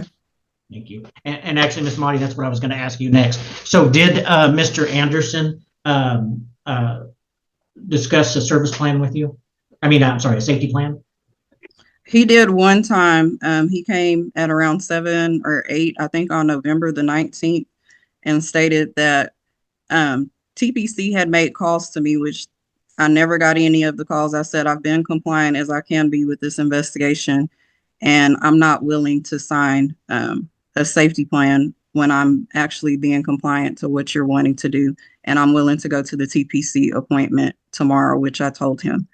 I told him that, and I did follow through with that, but he's never made any more statements about a safety plan and me needing to, or me denying that. So a lot of what Mr. Anderson said about their concerns was that you were not taking the medication. Did you feel that that was what you were being required to do to keep them from removing your child? Correct. And you said you did follow up at TPC? Yes, I have an appointment scheduled on the 18th, and I actually made several calls, which I told him about, to different providers, including Catherine McNeil, who I've seen before in the past. And because I haven't seen her in over a year, she stated that I wasn't able to do that. I have another appointment scheduled in January as well that I had scheduled for BSA. But to say that I wasn't trying, I even told him that it cost $2,400 to do a mental health exam without my insurance. I made several calls to different psychiatrists, but it's really hard to get in a early amount of time. So for him to say that I didn't make any attempts, that's very untrue. Okay. So since leaving Oceans and all of that, have you been able to return to work? Yes. How long have you been back at work? I went back to work on November the 18th. Okay. And you've been working since then without any incidents? That is correct. Okay. No concerns mentioned to you by your employer? No. When I talked to my director and supervisor, Check they're your honor to hearsay. She I can't. haven't heard it. I haven't heard hearsay yet. She just said she talked to her supervisor. You can go ahead, Miss Amati. Yeah, I talked to my supervisor and the director about the whole situation that was taking place and the statements that were made from the police department. And she stated that Okay, she you did can't go there. You can't say what she said. That's hearsay. Okay. Sorry, I lost my train of thought.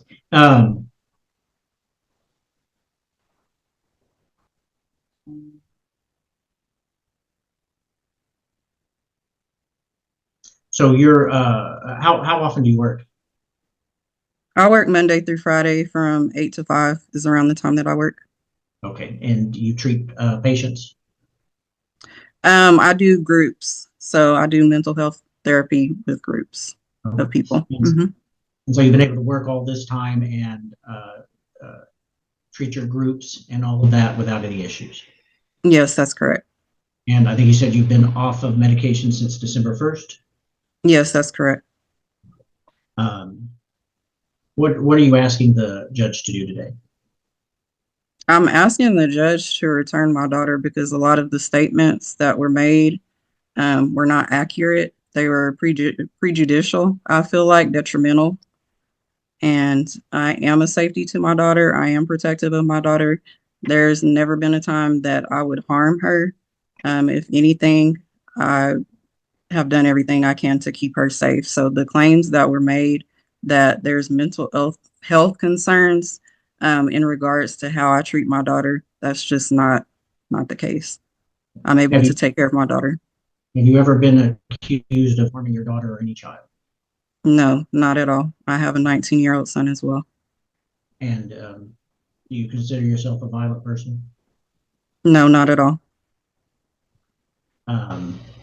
And if the judge were to return Journey to you, but he still wanted you to work some services like get a psychological evaluation and things like that, just to be on the safe side and to make sure everything's taken care of, is that something you would be open to? Yes. You think it's harmful for Journey to be away from you? Yes, I feel like it's been very harmful the way they work the services. They don't even have a date when I'm able to see her next. And the first time that I seen her, I didn't know when I was going to see her. The next time I seen her after that, I didn't know when I was going to see her. And every time I've seen her, my daughter, she misses me and she wants to be with me. So this has been very, very hard, very, very stressful. And you've been her primary caregiver her entire life? That's correct. I'll pass the witness. All right, thank you. Miss Amati, if you know, back to this car accident, were there any citations issued to anybody regarding the car accident? Okay. No. All right. Ms. Wildman, do you have questions for Miss Amati? Yes, Your Honor, and I'll try to keep it brief. Okay. Miss Amati, why were you sent home the day of that car accident? Because whenever, like he said, that part I will admit, I was praying aggressively at work a time before that. So they just wanted to administer a drug test. And they stated that I would be able to come back to work the next day. There weren't any concerns after doing a drug test. Okay, but they still sent you home, right? Correct. So they were concerned about your behavior. Correct. And after the accident, you said that you were saying, I believe I revoke the devil or I revoke you. Devil, is that correct? I said rebuke you, Satan. Satan, all right. During the car accident. And do you recall what sort of questions you were being asked when you said that? No, because I was in a car accident. I don't know all the things that I was being asked. No, I don't. So you don't recall being asked what city you were in and then immediately responding, I rebuke you, Satan. No, I don't recall that. And do you recall a welfare check that was called in sometime in November? Yeah, by that time I was on risperidone and having side effects from the risperidone. Yeah. hmm And why were the police called out for that welfare check then? They were called out because my son, he had called. And what's your son's name? Josiah Marty Hearn. And is that the 19-year-old you were talking about previously? Correct. So he was concerned about your behavior. Yeah, on risperidone. And when you said that when you went to the emergency room and they had you stop your medication, is that your testimony today? I'm sorry? Your testimony today was that you went to the emergency room and they told you to stop that medication, correct? Yeah, that was on December the 1st. Did they Correct. also tell you to follow up with your provider and see what else to do about that medication? Yeah, I followed up with my regular doctor after that. Yeah, it states in that, and I did do that. Okay, and did you provide that proof to the department? Yes, I think that I did. I'm not for sure. What, I mean, let me ask you, you'd agree with me that you didn't make the TPC appointment until after the removal, correct? No, actually, I made the TPC appointment before the removal, and it's scheduled on the 18th. Of this month. That is correct. Okay, so you didn't make contact with them at all in October or November? I mean, why is it taking 2 months to get to that point? No, I made contact with them. I think it was November the 20th, the day after when David Anderson confirmed that I went to that appointment. Okay, so you still haven't addressed the issues that the department or anybody has raised since the accident, correct? Yes, I've addressed the issues. I told you I went to TPC, made an appointment with them, and I'm scheduled to go on the 18th. But There, you can't. I've went to my regular doctor, and it takes time to get into a psychiatrist, so it's not like I'm not trying. So when you told Mr. Anderson you don't have any mental health concerns, that's not true, right? What I told him is I don't feel like I have concerns of mental health to be able to be taking medication. Yes, I did tell him that. But you understand that there's a lot of people who do have concerns about your mental health. Yeah, but a lot of those people who made statements are my mom, who I don't have a relationship. David, I mean, I've already explained that whole issue with him. Oceans, they did not treat me correct, and I work around mental health professionals every single day, and I go to work every single day. So if there was an issue, an ongoing issue, then it would be shown. But what about Josiah? You have a good relationship with him? Yes, I have a good relationship with him. Again, I was on the medication risperidone, and I've stated that I have a lot of allergic reactions to medications. So there is, in the risperidone, which I've looked all the side effects, it can cause psychosis. It can cause tardive dyskinesia and all these things. And that's from your research, but the doctor hasn't necessarily provided you with any documentation of that yet. No, because I have a scheduled appointment on the 18th.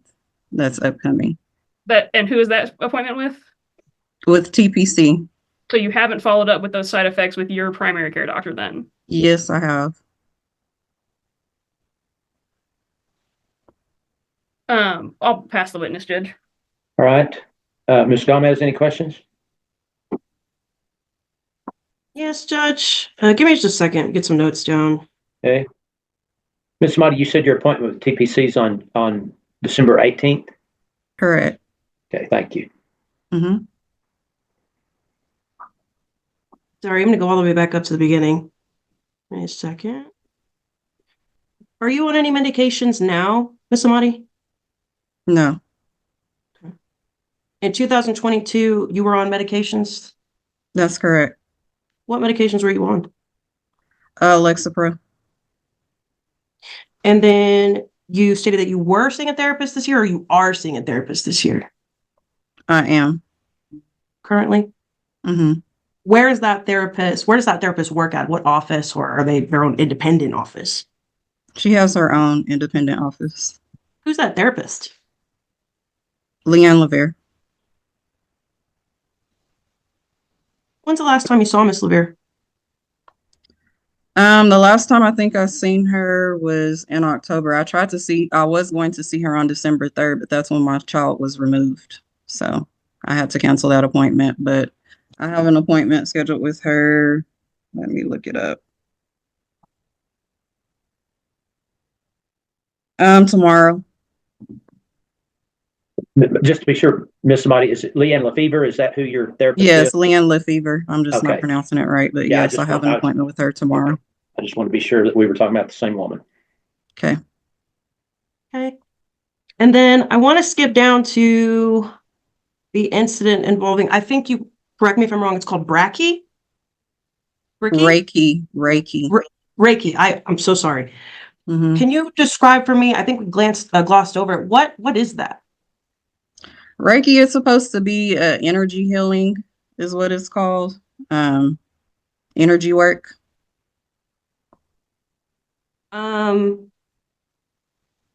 You alluded to, well, actually, let me take a step back. Sorry about that. What does it involve? It involves like putting your hands over people, and it's supposed to be like healing is what it essentially is supposed to be. And that there is a spiritual energy that's used, an energy. Okay. And you indicated that there might, so you looked into it a little bit more and that there may have been demonic issues with that. Is that correct? Correct. Can you talk to me a little bit about what your concerns were with the demonic issues? Because whenever I went into it, they were talking about their spirit guides, and when I looked up spirit guides, then it stated that those spirit guides, they're like demonic. And that's whenever it kind of raised red flags for me. So had you utilized Reiki at all in your life on anybody? Are you talking about before Reiki or whenever I was doing it? When you were doing it, how have you engaged with it yourself? We'll start there.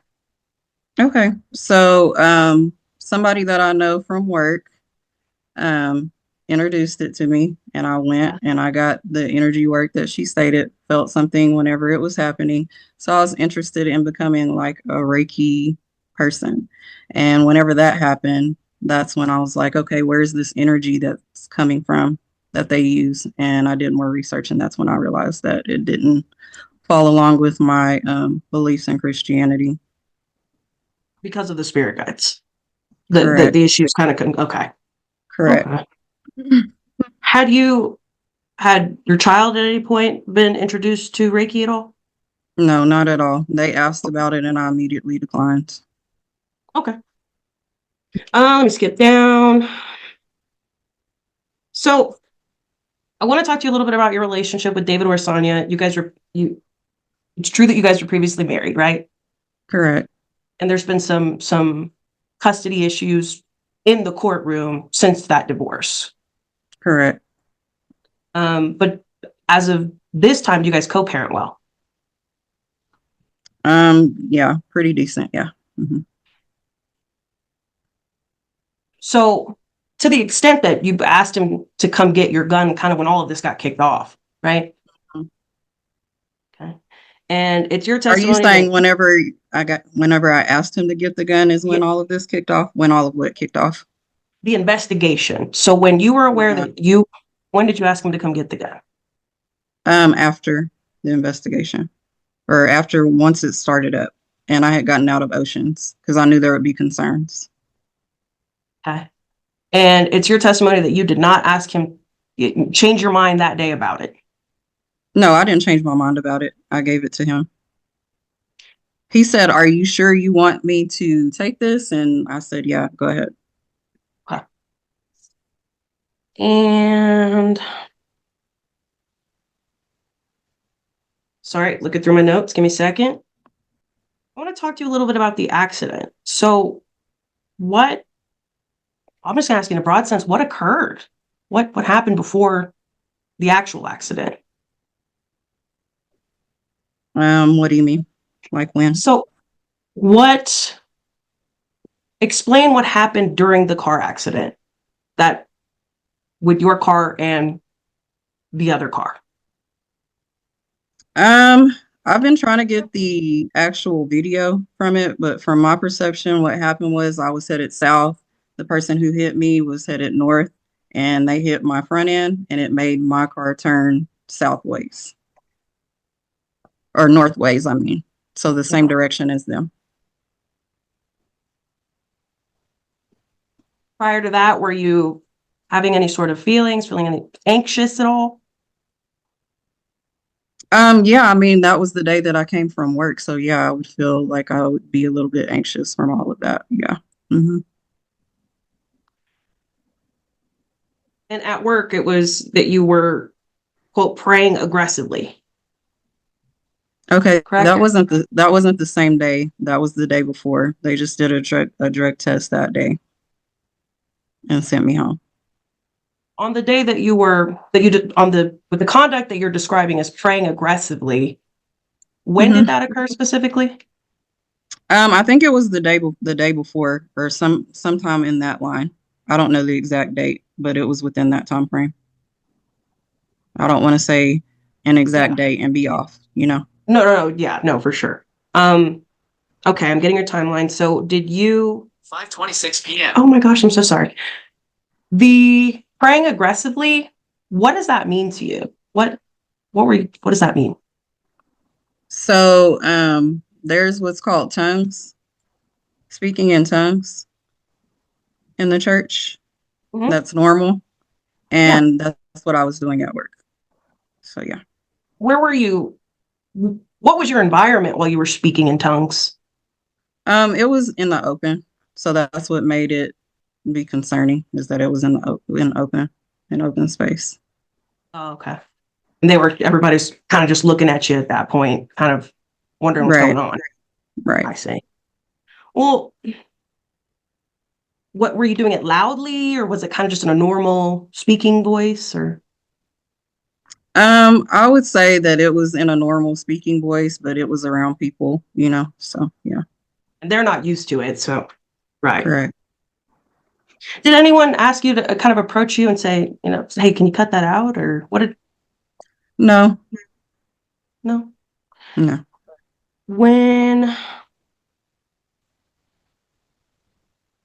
Well, why did you start speaking in tongues in the open at work?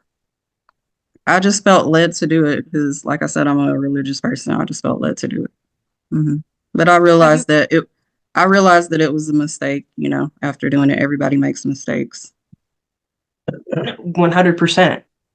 Had you ever done that before? Had you ever spoken tongues before at work in the open? No. What you say you just felt the need to do it. Were there any sort of stressors that may have caused that? Yeah, I feel like everything leading up to with being into Reiki and the whole finding out about the demonic stuff and then the church that I was involved in, I just felt the need to just pray more. So yeah, at that point, yeah, I feel like it was a stressor.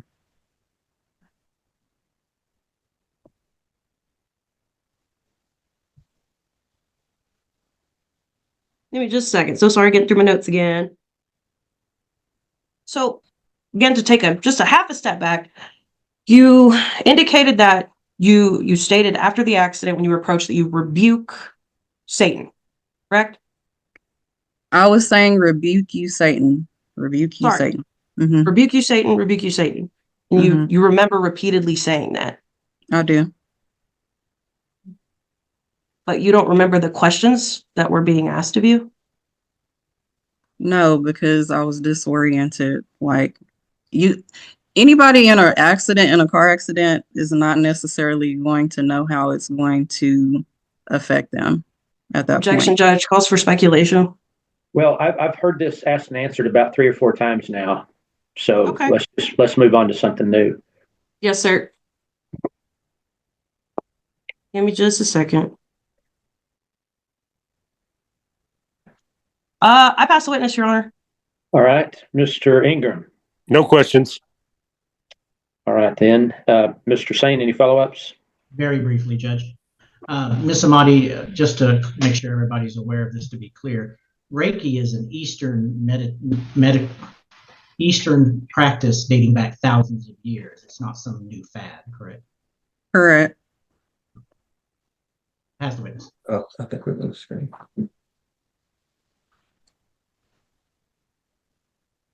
I'm sorry, is that all you had, Mr. Sain? Yeah, I'm sorry, Judge. Yes, I passed the witness. Okay, anyone else have other questions for Ms. Amati? All right, then, Mr. Saint, do you have any other witnesses? No, Your Honor. All right, Ms. Gomez, any witnesses?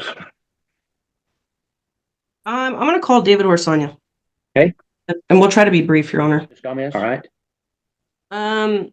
Orsanya, do you recall the day that your ex-wife called you to retrieve her gun? I do. Can you describe that event for us as you remember? So earlier that day, she had told me that she was going to give me something whenever I picked Journey up. And I said, okay. She never told me exactly what it was. And then later that night, around the time that I dropped my daughter off, she comes downstairs and she has a bag and she says, here, and I look into the bag. I couldn't quite see because it was at night. So I asked her, what is it? And she told me it was the gun.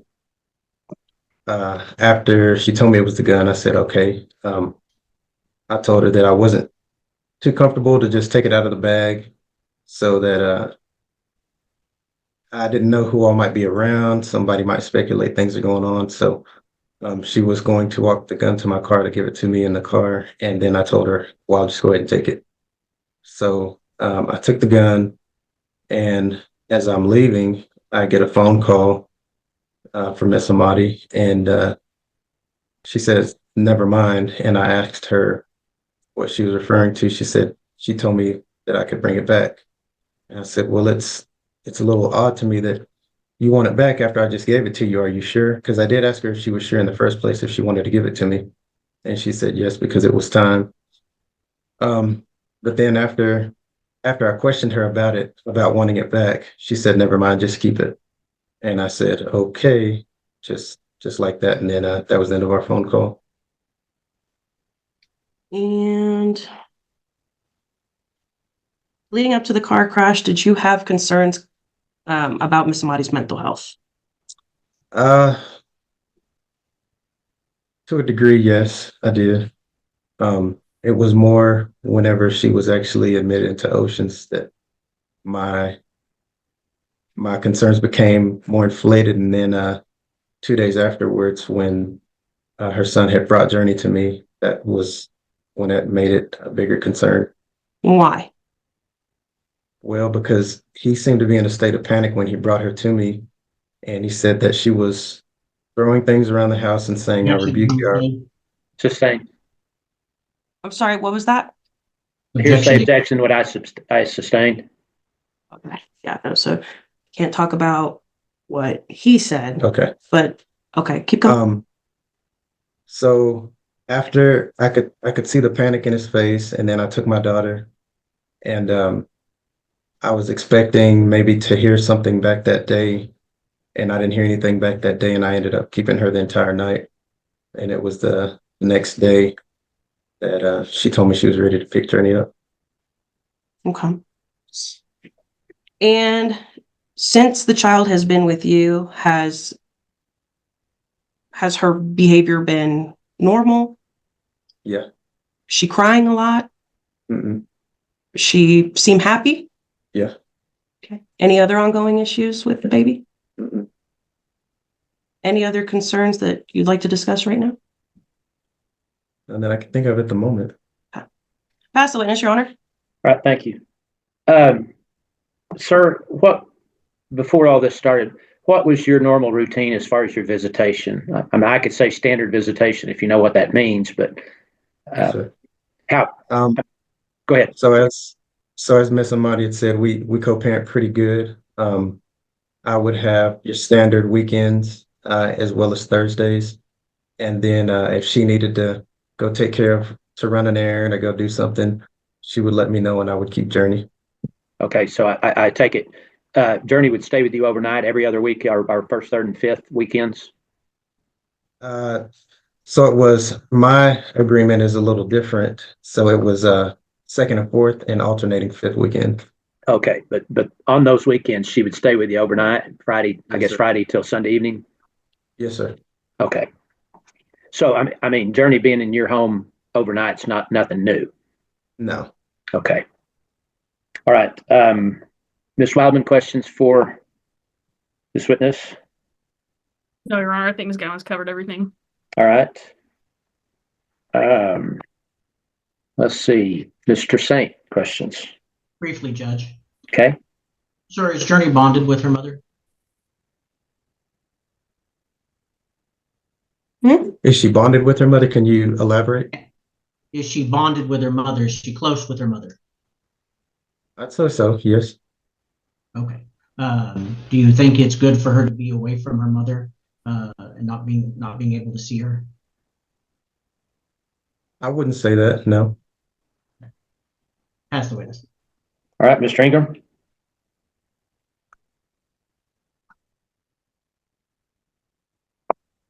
Mr. Ingram?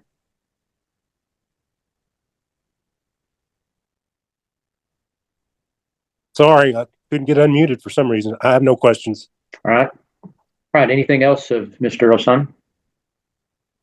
All right, then, Ms. Gomez, any other witnesses?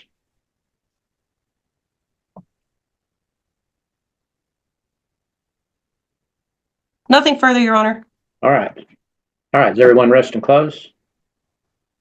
Yes, Judge. Yes, Your Honor. Okay. All right, Mr. Ingram, recommendations. Recommend that the department be named as joint managing conservator with the father. Placement to remain with the father at this time. We need to get visits set up with the mom immediately. Okay. Give me just a second here. Okay, then, based on what I've heard, then I'm going to name the department and Mr. Orsanya temporary joint managing conservators. I'll name Ms. Amadi as temporary possessory conservator. I'll continue Journey's current placement. We'll have our next hearing, a status hearing, on January 27th. Your Honor, if I may, we have a really busy docket date already. Is there any other dates that would fall within our timeline that we could switch that to? I think we've got quite a few things scheduled on that docket. Is that a Monday docket? I believe so, but let me double check. Your Honor, I think there's January 14th that might work if Brittany wants to check that. That's a Tuesday, is that correct? Oh, I apologize. Let me see. I'm sorry. But we might have a holiday that week. No, I think we have a January 13th docket. Let me recheck the dockets, Your Honor. I apologize. I have 2 hearings on January 13th, so there's a docket. Yes, Your Honor. I apologize. Thank y'all for catching that. January 13th would be a good day. I think we'd be looking at being done around 12 with what we currently have. So I think there's plenty of room. Okay, well, let's do that then. I actually wanted to move it up anyway, so we'll have the status hearing on January 13th, 2025. Parties and attorneys can go on the court's online docket a day or two in advance of January 13th to see exactly what time we'll have the hearing. And Ms. Monty, if you'd unmute, please. Yes. I know you gave some testimony about the cost of, I don't know if it was a psychological or psychiatric evaluation. I think you said $2,400. I just wanted to just advise you that if that's what's going to be done, you don't necessarily have to pay for it. The department can pay for it. So I just wanted you to know you don't have to spend your money on it. If it's something that the court agrees that needs to be done, then it can be done at the department's expense, not at yours. So yeah, I would like to go ahead and get that done. Yeah, well, we can do that. You want to get that done before we come back to court? Correct. Are you okay with the department paying for it? I guess what I'm getting at, if you want to have it done by someone that they don't contract with, I can't help you there. But if somebody, a psychiatrist they contract with, if you're okay with that, we should let them pay for it, not you. So just talk to your lawyer about it. If you're not comfortable with who they're sending you to, maybe y'all can work that out. I don't know who all they contract with, but they can only pay for it if they contract with that psychiatrist. So y'all talk about it. I'd be very, excuse me. I'd be very pleased to have that done before we come back. But if we can't, we can't. So y'all visit about it and see what you can work out. Okay. This was our last hearing, obviously. So we will stand in recess. Everybody have a good week and have a Merry Christmas. Thank you, Judge. You too. Thank y'all. Thank you, Your Honor. Yes, ma'am. Thank you, Amy.